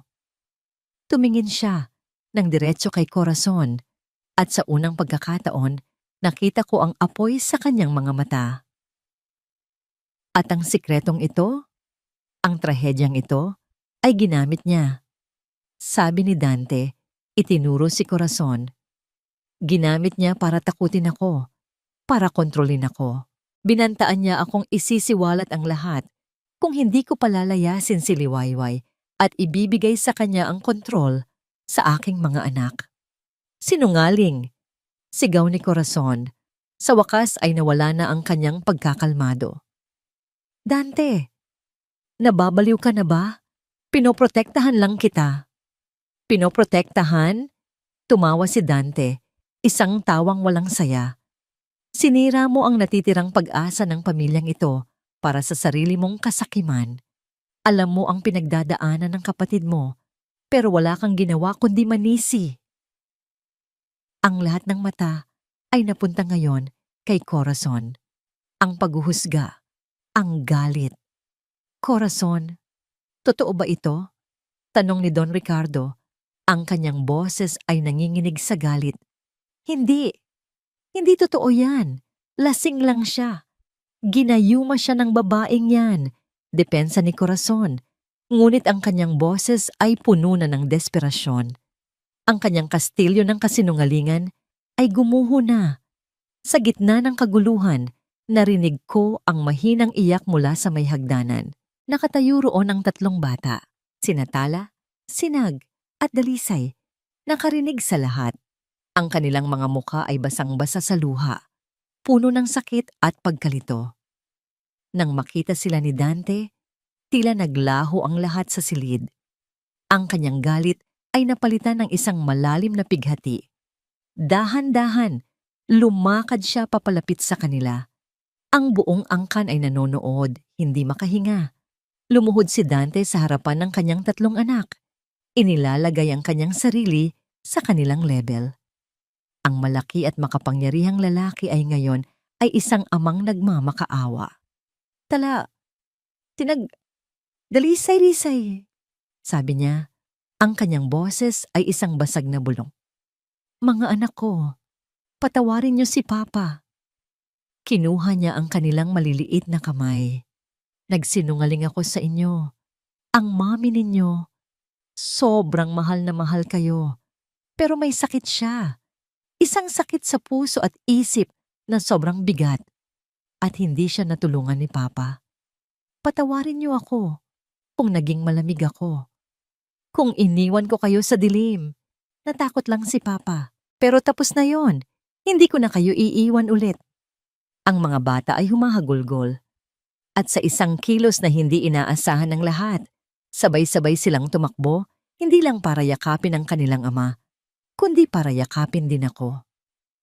Niyakap ni Sinag ang aking baywang, isinubsob ni Dalisay ang kanyang mukha sa aking tagiliran, habang si Tala ay hinawakan ng aking kamay at ang kamay ng kanyang ama.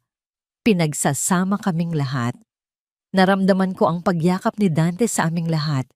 Bumubuo ng isang bilog, isang pamilya, isang basag na pamilyang ngayon, sa gitna ng katotohanan at mga luha, ay nagsisimula ng mabuo muli. Nang matapos ang yakap at habang ang pamilya ay dahan-dahang lumalapit para aluin ang mga bata at harapin ang isang hiyang-hiyang si Corazon, naiwan kaming dalawa ni Dante na magkatitigan sa gitna ng lahat. Ang ingay sa paligid ay tila naglaho. Tumingin siya sa akin. Ang kanyang mga mata ay puno pa rin ng luha. Ngunit ngayon ay mayroon ng liwanag. Ang liwanag ng isang bagong umaga. Ang kanyang boses ay mahina. Halos para sa aming dalawa lang. Kaya mo bang mahalin at patawarin ang isang duwag na tulad ko? 6 na buwan ang lumipas. Ang Hacienda del Sol Dorado ay isa ng ibang lugar. Ang mga pader na dati sumisip-sip sa bawat tunog ay ngayon ay tila nagkakalat ng mga ito. Ang halakhak ni Sinag habang hinahabol ang isang paru-paro. Ang mahinang pagtugtog ng piano mula sa mga daliri ni Tala. Ang masayang huni ni Dalisay habang dinidiligan ng mga halaman. Ang mansyon na dati isang marangyang libingan ng mga alaala ay ngayon ay isang tunay na tahanan. Ang pagbabago ay pinakakita tuwing umaga. Sa malaking hapagkainan, kung saan dati tanging ang tunog ng mga kubyertos ang maririnig, ngayon ay puno na ito ng buhay. Papa, tama po ba tong sagot ko sa math? Tanong ni Tala. Itinutulak ang kanyang notebook papunta kay Dante. Ngumiti si Dante. Ibinaba ang hawak na tasa ng kape. Wala na ang dating malamig at abalang negosyante. Sa halip, isang ama ang nakaupo roon. Ang mga mata ay puno ng pasensya. Tingnan natin, nak. Sinuri niya ang mga numero. Ang kanyang noo ay bahagyang nakakunot sa konsentrasyon. Magaling. Tama lahat. Ako rin, Papa. Tingnan mo yung drawing ko. Sabat ni Sinag. Iwinawagayway ang isang papel na puno ng makukulay na guhit. Sa kabilang dulo ng mesa, tinutulungan ni Liwayway si Dalisay na hiwain ang pancake nito. Nakasuot siya ng isang simpleng bestida. Ang kanyang buhok ay nakapusod lang. Ngunit ang liwanag sa kanyang mga mata ay mas maningning pa kaysa sa lahat ng chandelier sa bahay na yon. Hindi na siya ang yaya. Isa na siyang ilaw. Pagkatapos ng gabing iyon, ang gabi ng pag-amin, maraming nagbago. Si Corazon, sa kahihiyan, ay umalis ng bansa. Ang pamilya Montesillo, bagamat nasaktan sa katotohanan, ay dahan-dahang natutong magpatawad at umunawa. Ngunit ang pinakamalaking pagbabago ay nangyari sa loob ng 5 taong nakaupo ngayon sa hapagkainan na ito. Natuto si Dante na maging ama. Natutunan niyang ang pagiging ama ay hindi lamang pagbibigay ng pangangailangan, kundi pagbibigay ng presensya. Natuto siyang makinig sa mga kwentong hindi binibigkas at yakapin ang mga luhang hindi ipinapakita. Si Liwayway naman ay natutong magtiwala. Natagpuan niya ang isang pamilyang hindi siya hinusgahan sa kanyang nakaraan, kundi minahal siya dahil sa kung sino siya. Habang inaalagaan niya ang mga bata, nag-aaral din siya sa gabi, kumukuha ng mga online courses sa child psychology, tinutupad ang isang pangarap na matagal na niyang ibinaon. At ang mga bata, natuto silang muling maging bata. Nang hapong iyon, dinala nilang 5 ang mga puting rosas sa sementeryo. Ang araw ay papalubog na, nagbibigay ng isang ginintuang kulay sa paligid. Hindi na ito isang lugar ng purong kalungkutan. Ngayon, Isa na itong lugar ng kapayapaan. Magkakasama nilang nilinis ang puntod ni Amara. Inalis nila ang mga tuyong dahon at inilagay ang mga sariwang bulaklak sa florera. "Hi, Mami!" bulong ni Dalisay. Hinahaplos ang malamig na marmol. "Nag-bake po kami ulit ni Ate Tala kahapon. Sana natikman niyo po." Lumapit si Dante at lumuhod sa tabi ng puntod. Hinawakan niya ang pangalang nakaukit dito. Wala na ang bigat ng kasalanan sa kanyang mga mata. Tanging pag-unawa at pagmamahal na lang ang natitira. "Salamat, Amara." Bulong niya. Sapat lang para marinig ng hangin at niliwayway na nakatayo sa kanyang likuran. "Salamat sa mga anak natin at salamat sa paggabay mo sa amin. Natagpuan na namin ang aming bagong liwayway." Tumingin siya kay Liwayway. Isang ngiti na puno ng pasasalamat ang nasa kanyang mga labi. Ngumiti si Liwayway pabalik. Isang ngiting nagsasabing naiintindihan niya. Hindi nila binura ang alaala ni Amara. Sa halip ginawa nila itong isang bituin. Isang permanenteng bahagi ng kanilang kalangitan. Isang paalala ng isang pag-ibig na nagbigay daan sa isang bagong pag-ibig. Kinabukasan, bago pa man sumikat ang araw, umakyat silang 5 sa isang maliit na burol na tanaw ang buong hasyenda. Naupo sila sa damuhan, magkakasama, hinihintay ang pagsikat ng araw. Pinanood ni Dante si Liwayway habang nakatingin ito sa paparating na liwanag. Naalala niya ang kanyang tanong 6 na buwan na ang nakalipas. "Kaya mo bang mahalin at patawarin ang isang duwag na tulad ko?" Ang sagot ni Liwayway ay hindi isang salita. Ang sagot niya ay ang bawat araw na pinili niyang manatili. Ang bawat ngiti na ibinibigay niya sa kanya tuwing umaga. Ang bawat paghawak ng kamay sa gitna ng gabi. Ang pagbuo ng isang pangarap sa tabi niya. Dahan-dahan, hinawakan ni Dante ang kanyang kamay. Lumingon si Liwayway sa kanya. Ang kanyang mukha ay nababalutan ng ginintuang sinag ng umaga. Sa tabi nila, ang 3 bata ay nagtatawanan habang hinuhuli ang mga hamog sa kanilang mga palad. Walang salitang namagitan sa kanila. Hindi na kailangan. Sa mga mata ni Liwayway, nakita ni Dante ang kanyang tahanan. Sa mga mata ni Dante, nakita ni Liwayway ang kanyang katuparan. Habang ang unang sinag ng araw ay tuluyang sumilip sa abot tanaw, nagpinta ng kulay kahel at rosas sa kalangitan. Dahan-dahang inilapit ni Dante ang kanyang mukha kay Liwayway. Ipinikit niya ang kanyang mga mata. At doon, sa tuktok ng burol, sa pagsalubong sa isang bagong umaga, ibinigay nila sa isa't isa ang isang halik. Isang halik na hindi lasang lason, kundi lasang pag-asa. Isang halik na hindi nagmamadali, kundi payapa.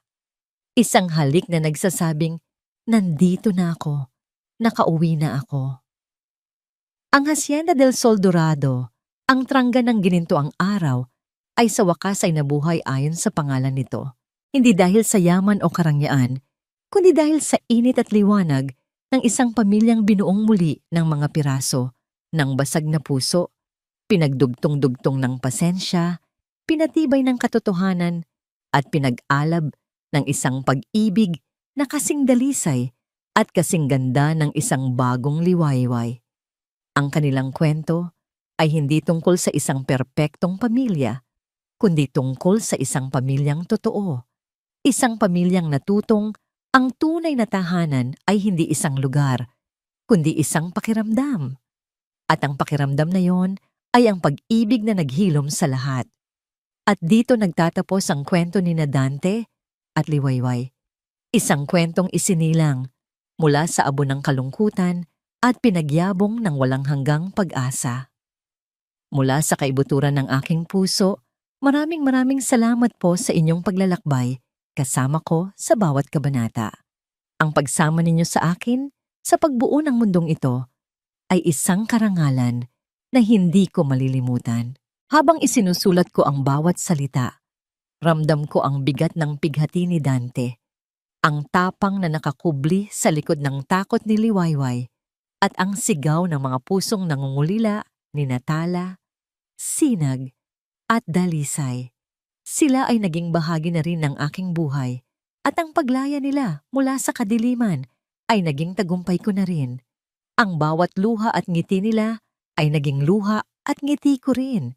Sana po ang kwentong ito ay mag-iwan sa atin ng isang mahalagang paalala na sa likod ng bawat pader na yelo ay may pusong naghihintay lang na matunaw, na ang tunay na pagpapatawad sa iba at lalo na sa ating sarili ay ang susi sa isang bagong umaga. At kahit gaano pa kadilim ang gabi, laging may sisikat na liwayway. Ang inyong mga komento, ang inyong mga reaksyon, ang bawat pusong inyong ipinadala. Iyan po ang nagsisilbing inspirasyon sa akin. Nais kong marinig ang inyong saloobin. Aling bahagi ng kwento ang pinakatumatak sa inyo? Anong aral ang inyong napulot? Ang inyong boses ay mahalaga sa akin. Hanggang sa ating muling pagkikita sa panibagong kwento, manatili po tayong mapagmahal at puno ng pag-asa. Muli, maraming salamat po.